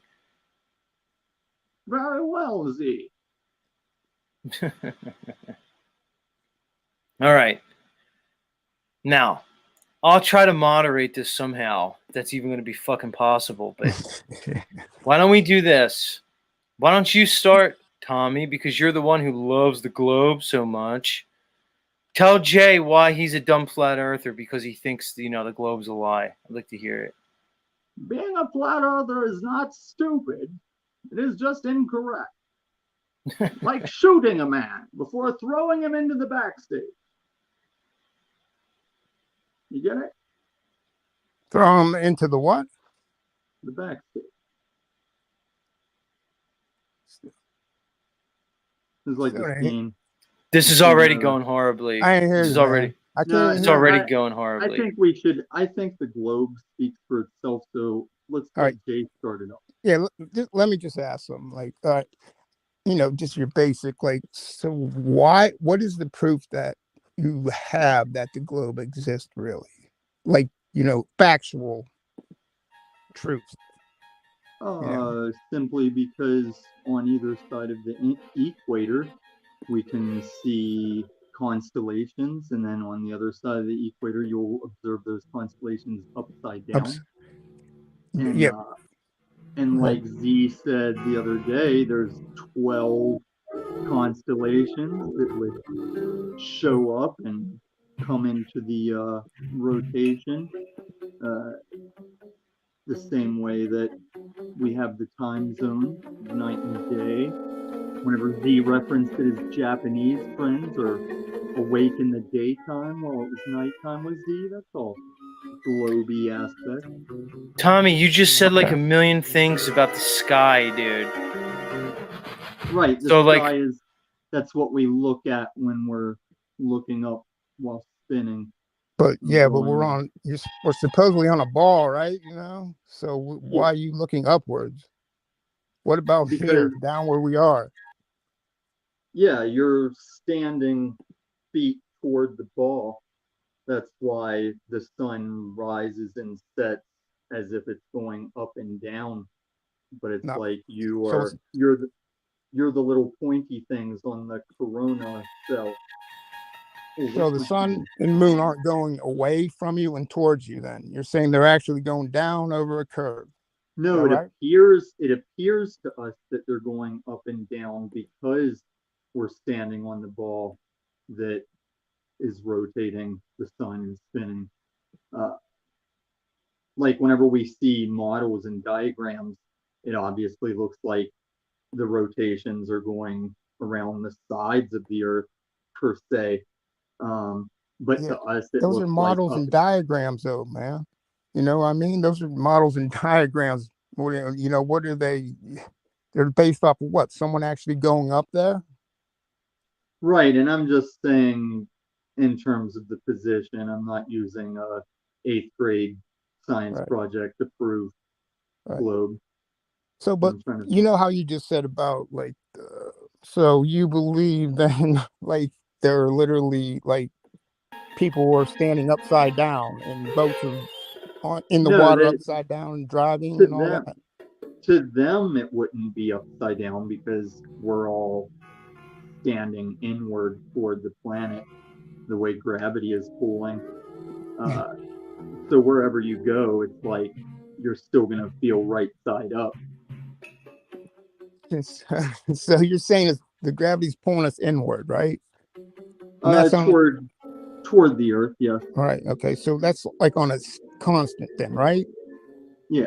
Don't you think your body over, a period of time would start to feel that and start to be altered and everything? Yeah, it does. That's why you would get really. That's why you get bad knees. It's why you start hunching over as you get older. Shit. I actually grew a couple inches whenever I got into beefcake shape because my spinal column was like separated better and and more aligned. Okay. Oh wow. All right. So what about this the boat going over the horizon? You think Oh like yeah, are you the one that asked me to get that brought up? yeah, because like how do you I don't understand how you can see it as in because you can use binoculars and see it, how that is proving that there's a curve there because you Because can still see it. the boat is halfway over, and then the smaller boats are on their way. Yeah, let me bring it up here. So like if you would say if you would just look at if you're standing on the shore and looking out and the boat went out of your sight, you would just automatically jump to, oh, it must have went over a curve, and not that the fact that it, oh shit, I just can't see that far, Well, right? that's why on this video it's a telescopic lens, because Yeah. usually it would be hard to see that far. Okay. When with the telescopic lens, all that is doing though is pulling is expanding your eyes to see farther though. It's Right. not because it went over a curve. It's just But you can but it see. is going but it is going over the curve. So then if with the binoculars, where's the curve start then? You have to have some place for it to start. If it's starting where my eyesight last seen it, then that's where it No, starts. it's always the same distance from you because you're on a Correct. Yeah. ball. So the Oh, curve is, because we're on a ball. That's why. hold on, you chopped up there for a second. Let me um Z, can we get it? Twilight Zone music, all right? Me and this dude are already challenged to hear each other. Let's gear it down a little bit. And like Oh, or how about the moon or the sun? Like you think the sun is literally 93 million miles away, or the moon's like 245 or 240, and I can take a picture with my phone. Do you think my crappy cell phone can actually pull that in? Z, please. Dude, I mean, you see the moon and the sun with your eyes in your phone. Exactly. But I could even get into detail on the moon with my cell phone at times. And that's shouldn't be right. I have a regular cell phone and it ain't nothing great. I mean, I got better pictures than NASA's got then almost. Like you see how bad their pictures are. Those are just pictures. I mean, Well, what do you? But I don't. like Where are you because that's going just a with it, bunch of though? numbers. All right. Those are just numbers, data, right? And so somebody obviously has to put that the concept coming out of that person's head, reading off of those numbers. I mean, that's not a legit picture, photo, or anything. Of I mean, what? of the Earth, the moon, any of that stuff you want to say that's out there, Like, look at some Why? of the stars. Why do some of the stars look so close to you at sometimes, Like, you Oh, can this. tell that those aren't trillions of miles away. Well, they're not actually planets. The stars are just light. Yeah, Those I are. know. That's what I'm saying. But stars are trillions of miles away. Dude, if you look up sometimes in the sky, you can tell that's not no trillions of miles away. I mean, literally, they would be right above your head almost sometimes. And No, like, that's why whenever we're out in space, you don't see like stars right up against. The stars are still off in the distance, even when you're like halfway to the moon or up on the moon, because yeah, you don't find that funny that when they first came back from the moon, that they say that you can't see any stars. Have you ever seen a photo out there like that yeah, yeah. of the stars from like taken from the moon or something? No, there's no. That doesn't exist like that. Right. I mean, It's like whenever you see the forest, uh, you see a bunch of trees all clumped together in the distance, but then when you get over there, the trees are all spread out and they're holy not just shit, like that's insane. clumped up on you. You so all the trees are clumped together, so I can't see. No, We're I'm not. If saying they were all clumped together and these are stars, you're saying if the stars, no, I'm I would saying see bright. I'm saying whenever you're driving to the forest, you see the forest in the distance, and it looks like a lot of trees are all like Trees. busheled together, like Correct. a thick bush. But then as you get closer and you're there, it's like, oh, there's all this. Z, what are you Yeah. accomplishing, man? You're Yeah, like there's a bunch of OTW right trees now. separate, right? So the trees are starting to be singled out and separate, right? Right, So, right. all right. So now I'm down here on Earth. And if I went up there, that's where the stars are, up there, not down here. So they should be able to be seen a lot easier up there than down here. No, no, you go up there, and that's when you're like, oh, they're even further apart. They're even because we're down here looking up, and you That see the doesn't make clustered. sense. Yeah, it's the tree thing. You see in the distance all these stars clustered, and then whenever you go up there, it's like they're still further away than, let's say, you go to the moon. When you're on the moon, the stars are still further away than that. So you can get And into what place. you can't see them because they're clustered together. Is that what? Well, you can see them. You can take pictures where there won't be any showing up. Like invisible stars? Like, or what do you mean? Like you, Um, you, you let's can take let's come back to pictures? the story. Let's come back to the All right, yeah, story yeah. thing. All right, go ahead. I'm still trying to find this. I had that video last time we were talking about it. Now I can't find it. Yeah. What? Hey, let me ask you something. Like, like all the satellites, all the space junk that is supposed to have been up in space for all these years now, and all the Yeah, satellites are up there. yeah. How do you think anything even gets through that? Like they supposedly have meteors and things like that, comets or whatever. How is it that they get through all that space junk and none of that stuff ever gets hit or anything? Or the satellites? Or how come the sun ain't casting mass shadows all over the planet, like of all that stuff up there?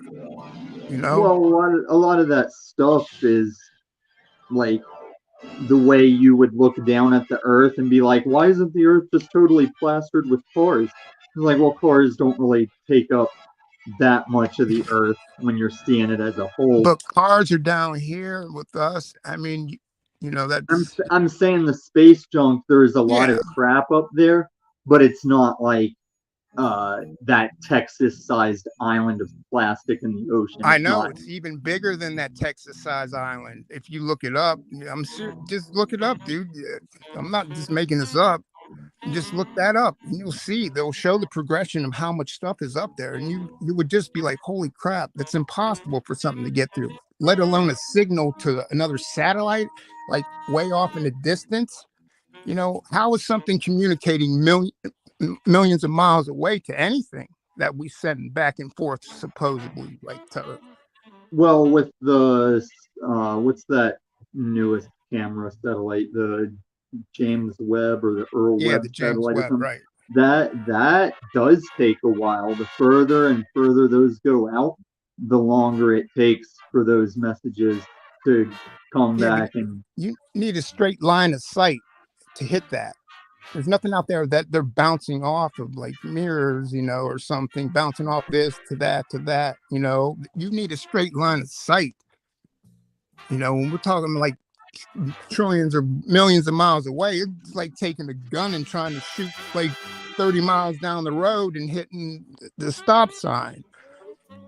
yeah, but you don't need a straight line of sight. That's like saying you for your cell phone or for a CB radio to communicate, you need clear space in between, and you don't. Yeah, well, if I stood in front of it, then I'm blocking the signal, the straight line of sight. I mean, it's not, I'm No, blocking it. you So you don't block your phone's signal. Like it no, but still out goes there in through. space, I'm saying. So, I mean, like if I'm sending a signal from here to there, very simple, just like, the Navy does when they send signals to their ships with lasers and things, do you they have to have that straight line. There's no like it can't be a curve. The laser doesn't bend down and go over a curve, right? So you need a Yeah, but straight line of sight. you don't send you don't send radio signals with a straight laser. Radio No, signals I'm are just like, saying though, it's kind of the same thing though. You need a straight line. Like, so if you send a radio signal, yeah, you're sending the waves out through the space, right? right, So, that's like it, a dispersing so you think globe it signal. constantly gets bigger, bigger, and bigger and bigger? Is that what you're saying? That the wave would get bigger and bigger, With the classic style, it and when it, would, but with stuff like 5G, it is more focused and directional. So it just depends on what signal you're sending, receiving. yeah. So, it, if you're sending that, it can only get so big before it dissipates. Right. Like and we're talking trillions of miles away and stuff like when it lasts, and there's all kinds of stuff out there. There's other planets and stuff and moons, stars, quasars, whatever you want to say, and things would be all in the way. Well, like I said, for signals, it's not as much of an obstruction. But are you saying you do believe that we send crap out there and that there are planets and things out there? No, I don't believe that it's like that. I don't think we can make it out of here, to be honest. Like, just like, when the space, whatever rockets go up, they're always angled. You notice that, right? Yeah, that's to get into the orbit direction. Right, Like, because the fastest way to go somewhere is A to B, not like A, B, and C. You don't go to C yeah, to but get. do you understand that Yeah, I whenever we do, understand the spinniness and the curvy part that they say. Yeah, I get all that part right, of it, and it has to like be. you can take a lap or two around Earth just to get the slingshot effect. Yeah, the slingshot effect. I know. Because Yeah. a lot of SpaceX missions they take at least a lap or two around the Earth to get into their orbit and start placing satellite. Hey, okay, yeah.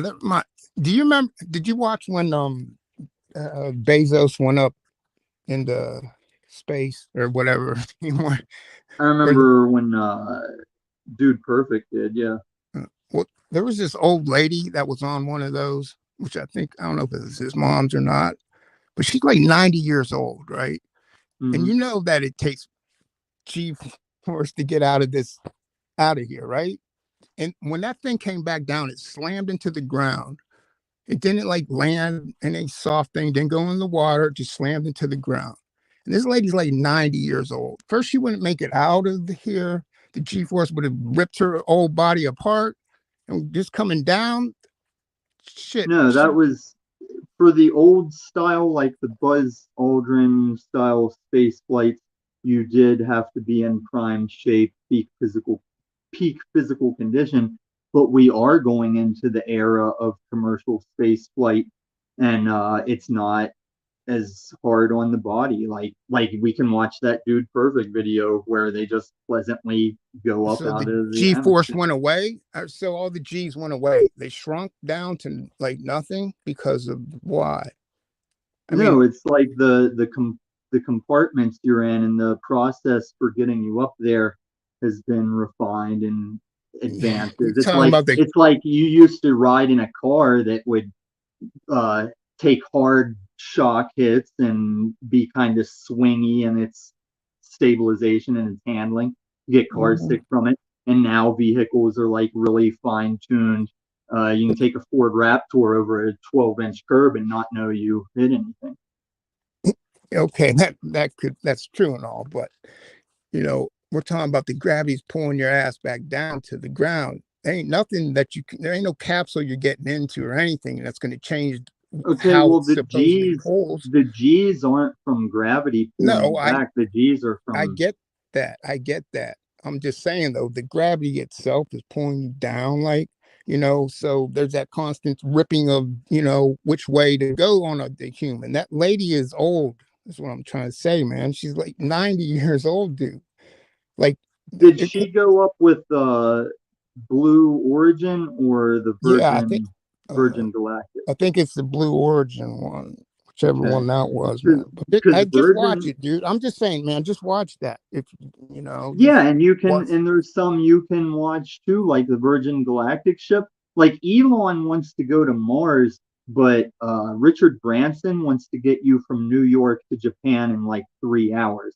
So they have a ship that goes more up like an airplane and detaches from a plane to It's jet out of the Yeah, it's a atmosphere. glider. Basically, it's a glider like the space shuttle's supposed to be a glider. It's not supposed to be, there's not supposed to be no engine to that. That's what that thing is. I've seen that. No, no, no. The glider is to get you up there, but then the jet portion detaches and goes out of the atmosphere because you can't glide Oh, so out in space. no, not You have out to to the have. space when they coming back. I'm talking about, like when they come back. Is that what? I think Like, it can come back on its own, but yeah, you know the one that I'm talking about. yeah, You're describing it. yeah. I didn't Um, see that yet, but yeah, I know what you're talking. yeah, So, I've got. like, do you believe like then there's a firmament above us or something above us or what? Yeah, there's various layers of atmosphere. What you're I don't keeping see out the any. vacuum of space? Well, the space is a vacuum because of our atmosphere. It's because there's two different pressure systems. Like They can't exist though. if our atmosphere wasn't here, space wouldn't be considered a vacuum. It would just be the What? isness, you know? Are you serious? Like you telling me there's space is only existing because of our atmosphere? No, I'm saying you only see it as a vacuum because you're in the fishbowl to survive that makes it a vacuum in relation to your fishbowl. Like, have you ever done any welding or anything like or dealt Yeah, with any actually.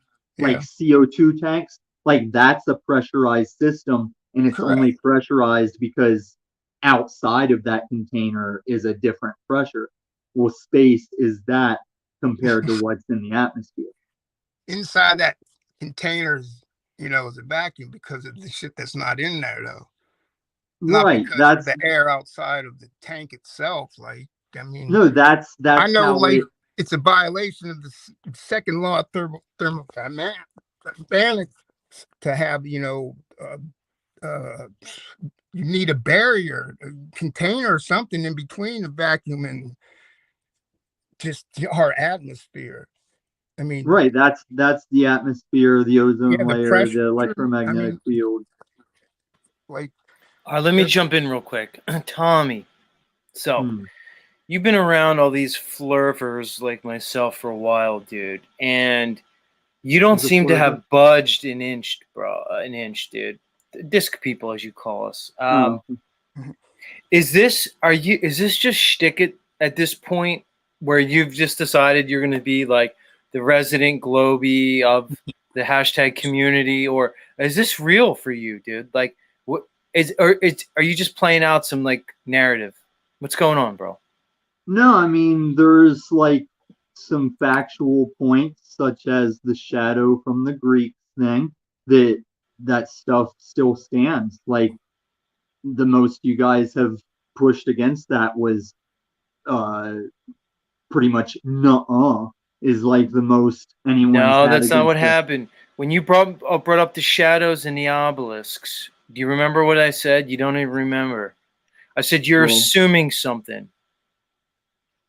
You're assuming the distance of the sun when you do that, dude. When you it try to doesn't matter tell though.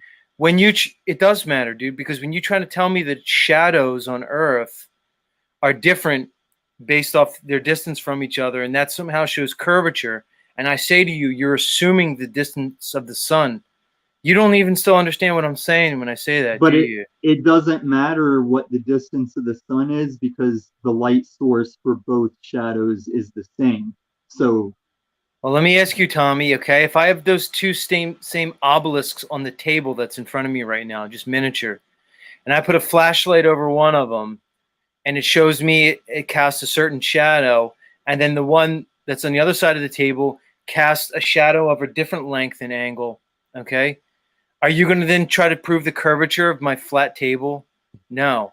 You understand? The light source has everything to do with it, dude. You're assuming the distance of the light source. Yeah, okay. If the sun is really 93 million miles away, then the differences in the shadows will show you the curvature. But the reality is we have no way But of knowing that, dude, because those shadows, a close local sun will do the same thing on a flat surface. I don't know why you won't get that. Like, I'm no, not telling you the to quote unquote shadows, believe what I'm saying, but why don't the you get what shat I'm saying to you, dude? because you don't get what you're saying. The shadows on your table aren't gonna do what the Greek shadow pinnacle thing did. Oh no, but Like, oh, they do. That's the difference, Tommy. They do. Of course, a local light source is going to cast different angle shadows, dude, because that's just the way it works. It's the same with the sun. My point is, you won't even concede that point and move on.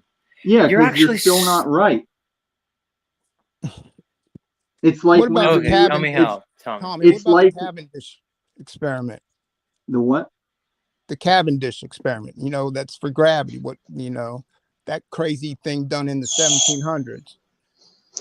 Well, you know gravity happens. You can't jump Well, and dunk. Like you can't hover things in the sky. It falls to my, the ground. yeah, Like we can we say that. But go question. ahead, go. My fault, Zeke. Answer Z's what he was saying. I didn't mean to jump in like that. Go ahead. Yeah, I don't know where we were with it. We can just Yeah, continue. sorry, man. Sorry. No, what I'm trying to get you on, Tommy, is you won't even admit when I point out to you that you were assuming the distance of the sun. You see, a rational person could concede that point and move on with the conversation, regardless of what you believe. But you won't even do that. You won't even address it. So when I Okay, say to you that the distance of the sun matters, you keep saying no, dude. do you know how a sundial works? Go ahead. Okay, well, a sundial to tell the time with the sun is also how we get time zones, where like high noon in Colorado Right. is not the same time as high noon in the East Coast. It's the same So concept, Tommy, because the same phenomena could happen whether it's their model or the model where the sun is moving above the earth and it's smaller and local. Both it's not things would smaller. happen. But you It's just not say smaller. it is. You can't see that's called. You can't just assume. You can't just assume the thing you're trying to prove. So I'm not assuming. if you're trying to prove globe, and who's making all this noise? Is that you, Thunder Chicken? I have you on. I don't. Somebody's making a lot of noise. Yeah, it must be him. So my point is this, Tommy, is if you're trying to prove a globe model, you can't assume the thing you're trying to prove, dude. It's called begging the question. Yes, you are, because the model says that the sun is real far away. You're assuming a distant model. I'm gonna have to mute. I'm gonna have to mute Thunder Chicken. He's too. Hang on. I'm company now. I was going to say triangulate the crepuscular rays that you see at sunrise and sunset. That'll give you the distance to the sun. Like 3,000 miles away. Something like that. Yeah, 33 or so. But angles. I'd say the number 33 though. 33,000 miles. Yeah. Even the moon's further away. They say it's 248,000 or some miles away, but yet during an eclipse, it's only a 70-mile shadow cast. None of this shit adds up, Tommy. Yeah, and this is what I'm talking about with like a creator when he's talking about there's naturally got to be. I'm going to put you in the back for a second, Tommy.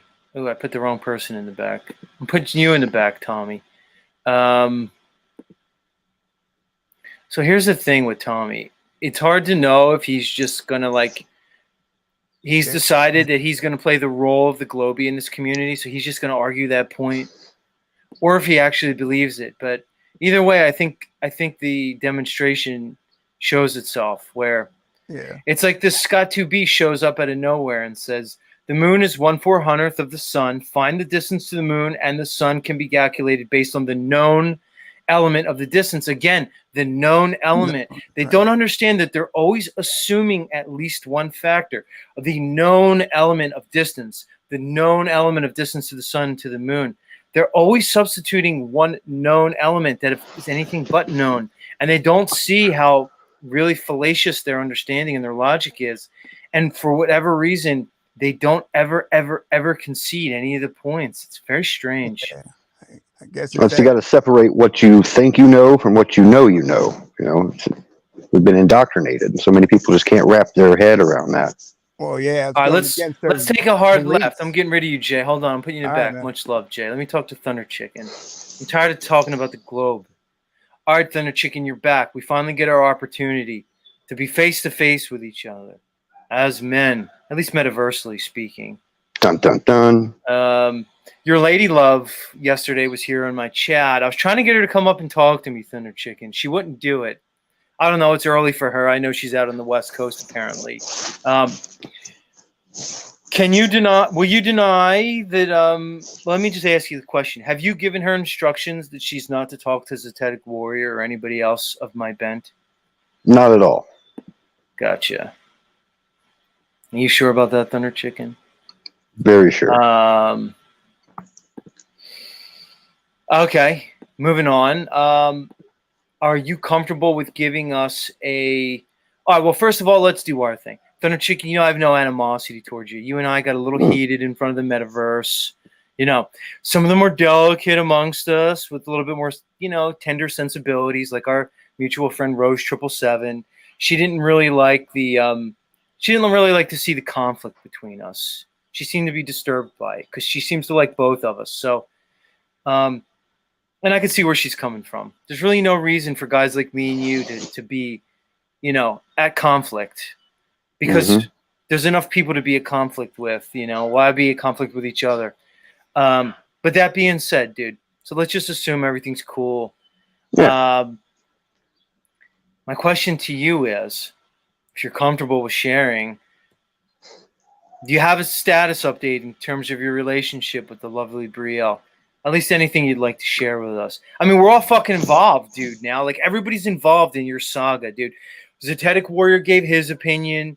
Paul and Slave gave his opinion. Fuck, the whole metaverse weighed in on your fucking relationship. That's got to be a little weird. Where are you, man?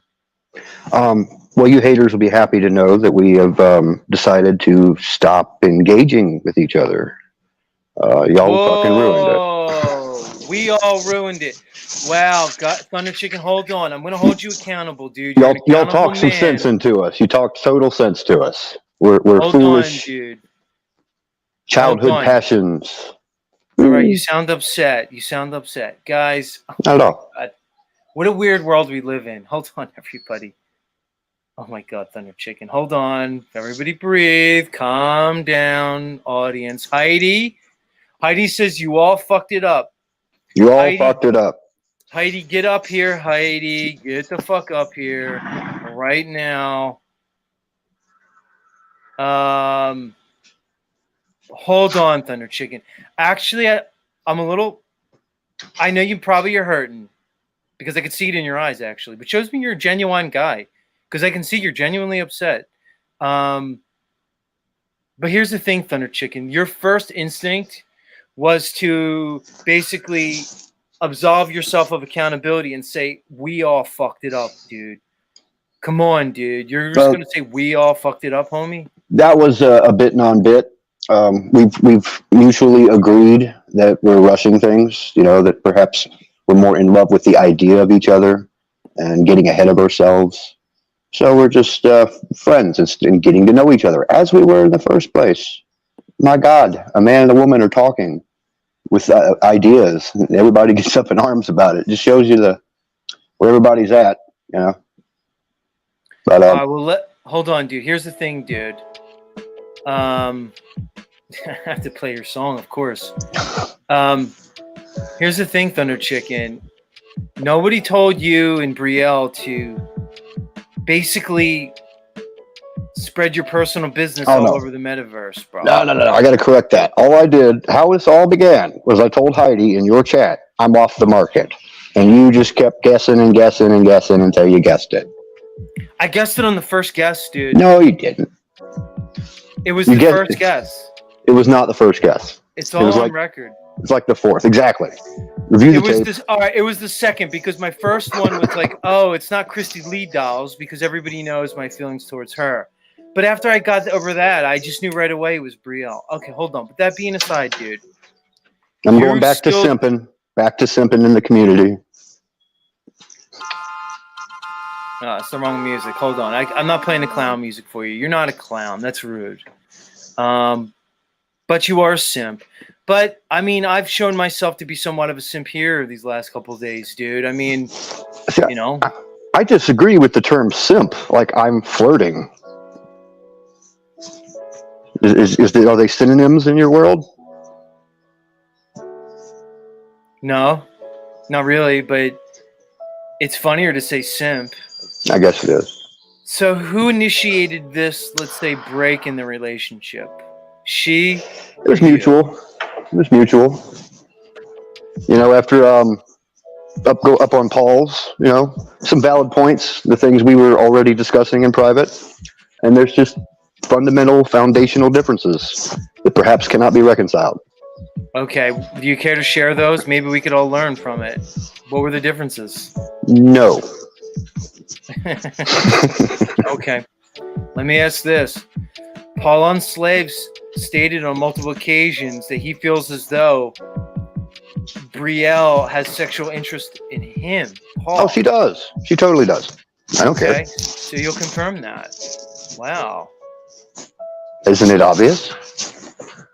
Oh, not to me, but I'm not as invested as everybody else. Maybe it's obvious to people who have kind of seen more than I have. So did she admit to you that she has sexual desire towards the enslaved one? Did you guys have that conversation together? I invoke my Fifth Amendment. So you did. Interesting. So you're basically saying that you were willing to pursue this relationship with her, knowing that she really was pining away for Pauly Boy the whole time. Fair. I mean, you're being honest, homie. So you guys did have the conversation. Wow. So Paul wasn't blowing smoke. He was right. He's fucking said it. He turns out he was right. Wow. Well, it's, you know, a fantasy. You know, she's not willing to have sex before marriage. That's one of the fundamental differences. So, well, commitment. Let's call it commitment. She's a good Christian woman. I respect that. But I'm too kinky for all that. Were you entertaining a legal marriage with Brielle, bro? Not legal. All right, Lawful. because that seems like that's what she wanted. She seemed like she wanted a legal marriage with you, homie. Well, we were entertaining joining in holy union. Legal's, no. Right. Different. Wow. Have you begun pursuing any other women of the metaverse? Or are you kind of going to just chill for a little bit? Here's the bombshell. I've been with the same woman off and on for about 12 years. She got out of prison in January, and we kind of rekindled a spark. Oh my God, bro. The idea of her losing me to Brielle really made her realize my value. Let's just call it that.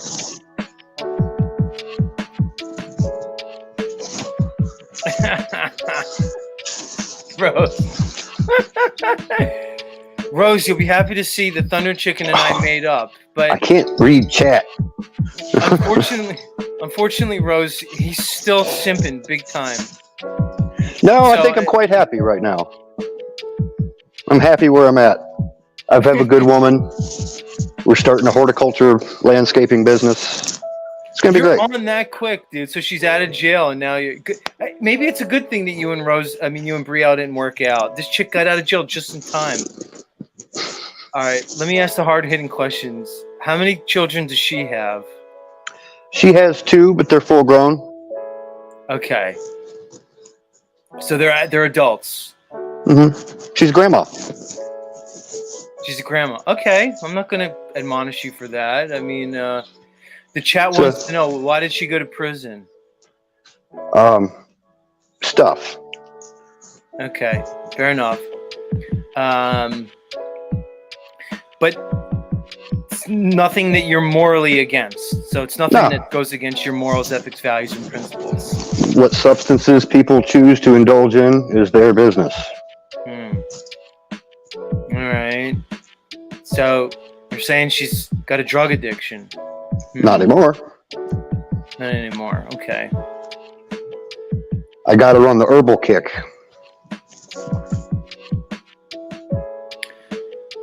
Iboga, kratom, mushrooms, cannabis, kratom, among some other things, ginkgo biloba.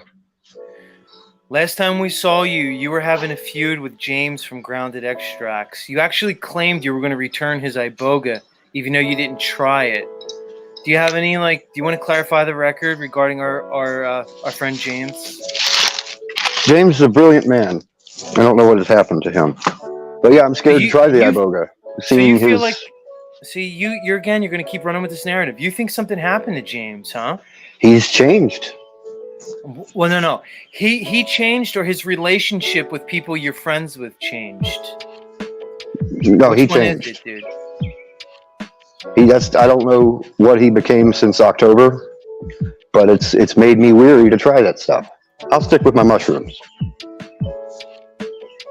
So you're not practiced in iboga treatment. You've never really used it before. You're saying you were going to use it based off your interpretation or your impression of James as a person, but now that that's changed, you're hesitant to try the iboga. Interesting.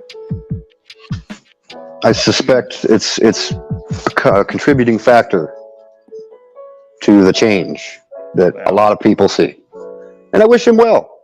I don't understand the hate. I just don't get it. If you don't like people, just don't deal with them. That's what I do.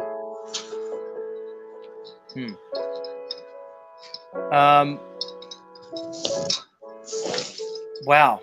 People are still going on with the James thing. It's funny, Rose, you and I never got to talk about James. I did see he's about to release a new Murder Dome episode. Did you notice that, Thunder Chicken? I don't pay attention to these things. All right.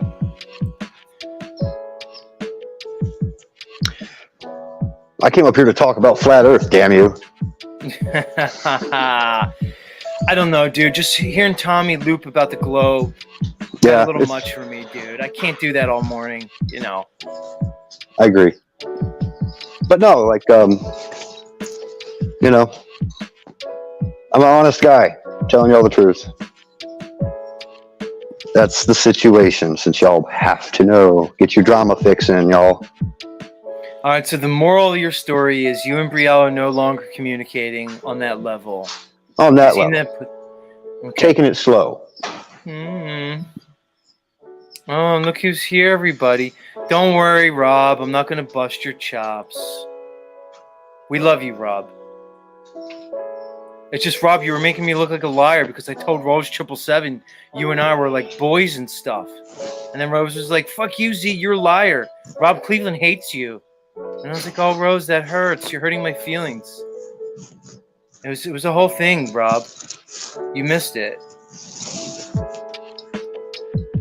I don't want to look bad in front of Rose. You know? I have feelings for Rose. Rose and I are connected energetically. We're like, I don't know. It's like a brother and sister thing. I'm making up a whole story about you, Rose, in my head. Rose is the sister I always wish I had. I think she's like everybody's like sister in this community, which is interesting. All right, so here's what we learned about you today, Thunder Chicken. Indeed, you admitted that you and Brielle actually had a conversation regarding her sexual desire for Paul Enslaved. And you seem like you were going to be okay with that. So that tells me a lot. I'm not saying good or bad, but I do think that's valuable information. What kind of world do you live in where you don't think women have sexual attraction to other men? It's like I'm never going to look at another attractive woman again. It's just being real with each other. Well, I'm not going to try to control anybody. She's probably in love with Paul. Yeah, she definitely. Probably was. All right. Well, you were willing to marry a woman who was in love with another man, dude. I mean, good on you, maybe. I'm not even saying it's bad, bro. I'm not even saying it's bad, bro. But Paul was right. I thought Paul was getting a little bit in his imagination when he was like, Bree wants to fuck me. You confirmed it. You're actively now dating some woman who's out of jail. Hell, I'm not going to bust your chops about that. And it turns out you and I are kind of on the same page. Now, I'm going to say, bro, I disagree with your stance on James. And I'm going to say this out loud. I kind of wanted to talk to Rose about this at some point. I don't really like what the hashtag community is doing to James and his lovely wife. I don't like the narrative that's being painted around James. Rose, maybe I'm missing something What's that the everybody narrative? else knows that I don't. The narrative is that he's kind of losing his mind and he's non-compos mentis. And I just don't see it. Well, I can see paranoia at play. Like, why would you turn your back on the entire Flat Earth community because you had a falling out with Owen Benjamin? I don't get it. See, that's a narrative. It's like everybody's out to get him. And that's not true. It's not the case. He's still very well loved. And so many of us just don't understand this. It's perplexing. It's a paradox. He has his reasons. Right. Good for him. But the reality is we don't really know what happened between James and Benjamin. It's just, I find it funny that Benjamin, who obviously is a monster, huge content creator who holds a lot of water, is the one everybody sided up with against James. It just is a little bit suspect to me that everyone just decided to choose the side of the monster content creator against James. And I'm wondering where the facts really looked at. Who's Everybody likes everybody? their little narratives. I don't know. Yeah, I've never cared for him. That's just my opinion. I don't Rob points out Owen Benjamin was calling him a pedo. Yeah, which is completely unfounded, not true. Right. And I've defended, and I still stand by this. James isn't back on street drugs. I've done all the street drugs. I can spot it a mile away. He's not on street drugs. To me, he's objectively not. Yeah, he's not. All right, so you're almost proving the point you were arguing against, dude. If Owen's going to come out and call him a pedo and make weird fucking claims, how else is he supposed to react, bro? Especially when everybody sides with Owen. Who's everybody? I don't know anybody that sided with Owen. Well, I don't keep up with the bear community either, but I don't know. It's a fucking cult, man. No, that's just my opinion. Say that about the Bears, Thunder Chicken. That is my opinion. So you're not going to watch episode 3 of Murder Dome when it comes out. Who knows? Maybe you'll be one of the new characters. Maybe I'll be a new character. I was told I would be. How honored I feel. I'm honored. Come on, I can't wait to see James do his Thunder Chicken impression, man. Can you see the elation in my face? I'm honored. Yeah.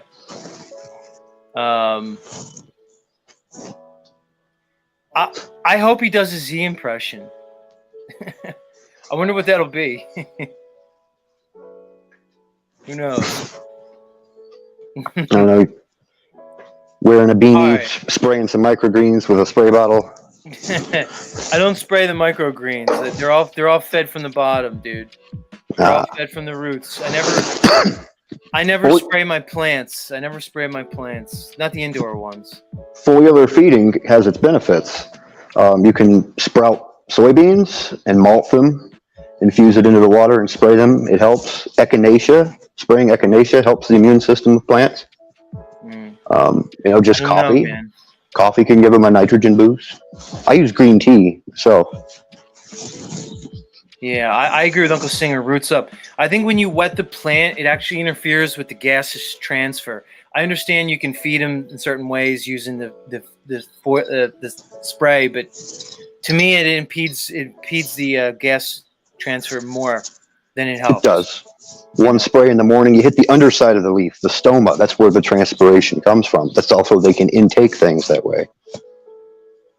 So you feel as though spraying them in the morning on the underside is advantageous. Interesting. Well, naturally outdoors, things have dew in the morning. That's why I just go with the morning. Fair enough. Thunder Chicken. I don't know. Did we learn anything this morning, guys? I think we learned something. A Datura leaf. Mm-hmm. I'm a little concerned how quickly you moved on from Brielle, bro. What's this moved on? You're making a lot of assumptions. We're talking. You said you moved on with your ex-girlfriend, bro. It doesn't mean that we're not friends. Fair enough. We're all over the place this morning. I'm gonna let you go because you're making too much noise for me, and I think we've come to the end of the conversation. It was good talking to you, bro. I feel like man. we're in a good place, Thunder Chicken. I don't know. I don't want to speak for you. I feel like you and I are in a good. I feel a good energy between us.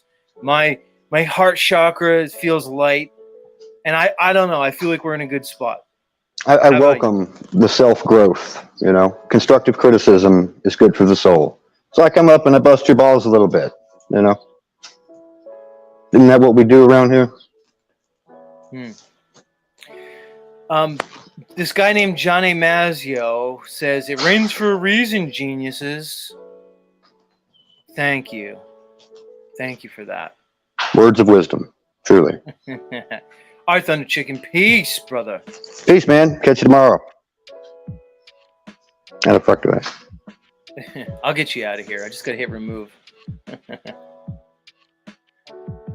I mean, Calvin says we learned this morning that my taste in music is gay.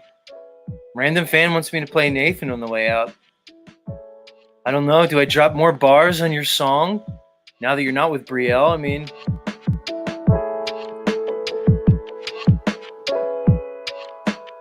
What a sad story now. No more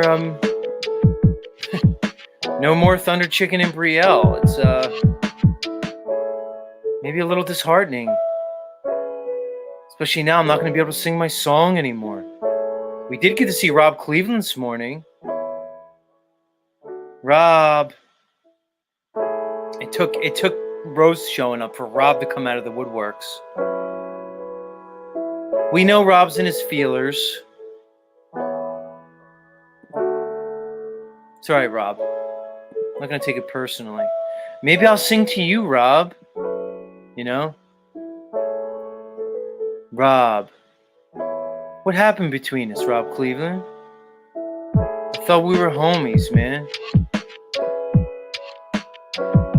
You were one of the few aboriginals, or should I say originals, that hangs around Z Show. I don't have many peoples of colors here. I mean... What do you mean in your feelers about what, Rob? I don't know. Here's a link, Rob. We can come up and talk about it. Yeah, I thought Rob and I were friends. And then he just left me high and dry. And now I gotta get all of my feelers. As Rob's in his feelers. Well... I missed you, Rob. How many... lonely nights did you want me to spend without my Rob Cleveland? Clutching my pillow?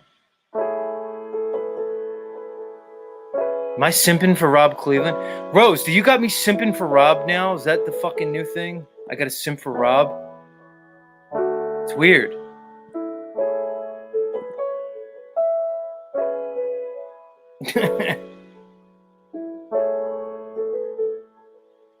All right, Rob.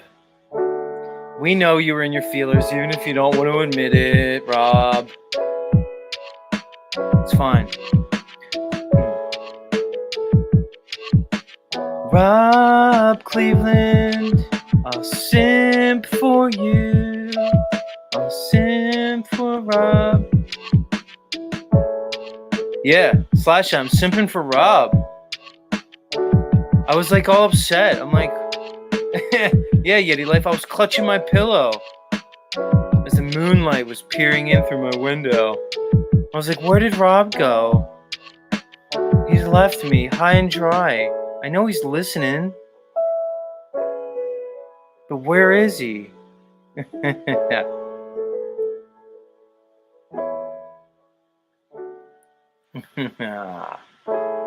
Either way, much love, everybody.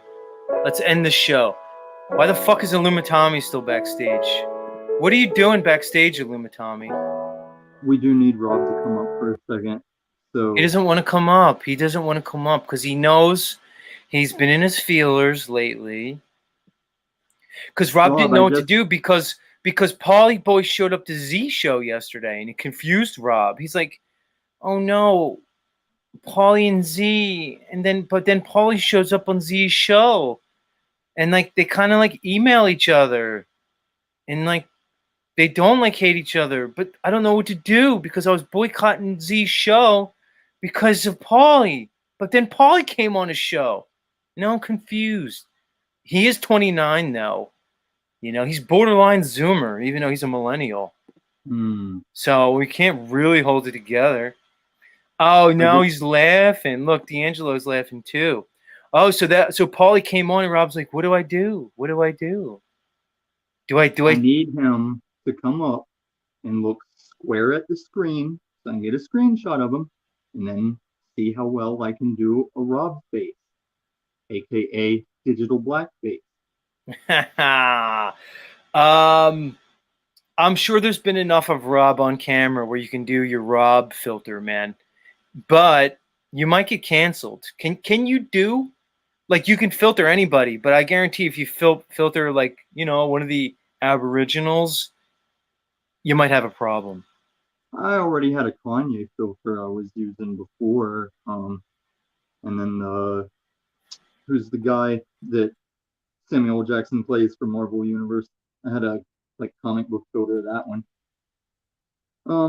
I can't be canceled, Z. I mean, they might be able to shut my channel down, but how do you cancel the uncancelable? It's not on. Interesting point. It's on.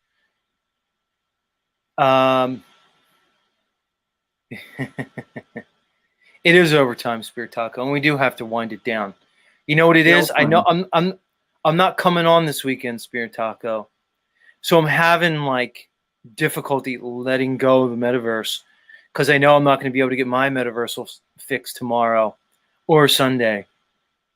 Try. You know? Tommy, nobody knows what you're doing. That's right. But this is an experiment everyone can do. Let me see if my microphone picks this up. Get out of here, Tommy. I'll talk to you later. Get the fuck out of my show. All right, triangles prove globe. Spirit Taco says, I'll miss you on Sunday morning. Oh, I'll miss you too, Spirit Taco.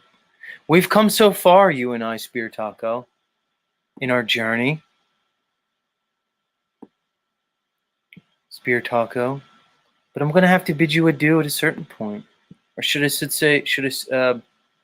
more appropriately say, au revoir.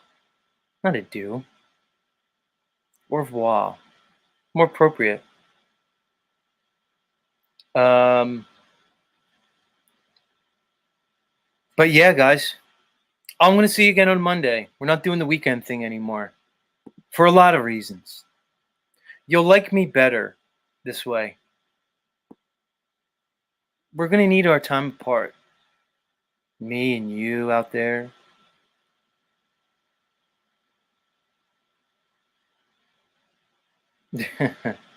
It's funny, Rose. I always think the same thing. Au revoir, Shoshana. That's probably the most famous au revoir in popular culture. Quentin Tarantino movie, Inglourious Basterds. That's actually how I learned the term au revoir. I looked it up from that movie, Rose. Rose, Shoshana in that movie. She's pretty hot, isn't she? She's got the look that I like. You know? The Jewy look. I told you I like the Jews, Rose. I'm in love with the Shoshana from that movie. I don't know if she's Jewish in real life, but she plays a Jew in the movie. I like Jews, man. Yeah, the Bear Jew, Uncle Singer. I like Jews, everybody. I might as well embrace it. Everyone calls me a Mossad. Might as well go with it. Anyway, get the fuck out of here, everybody. We had a great morning. Great show. See you Monday. Let's end it. Bye.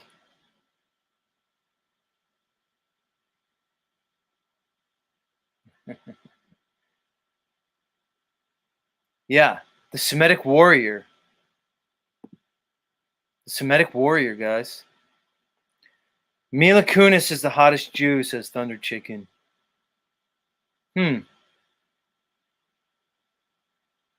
She's up there. I'm going to say Rose is the hottest Jew. Why not? Anyway, au revoir, everybody. Bye. See you Monday. Peace out.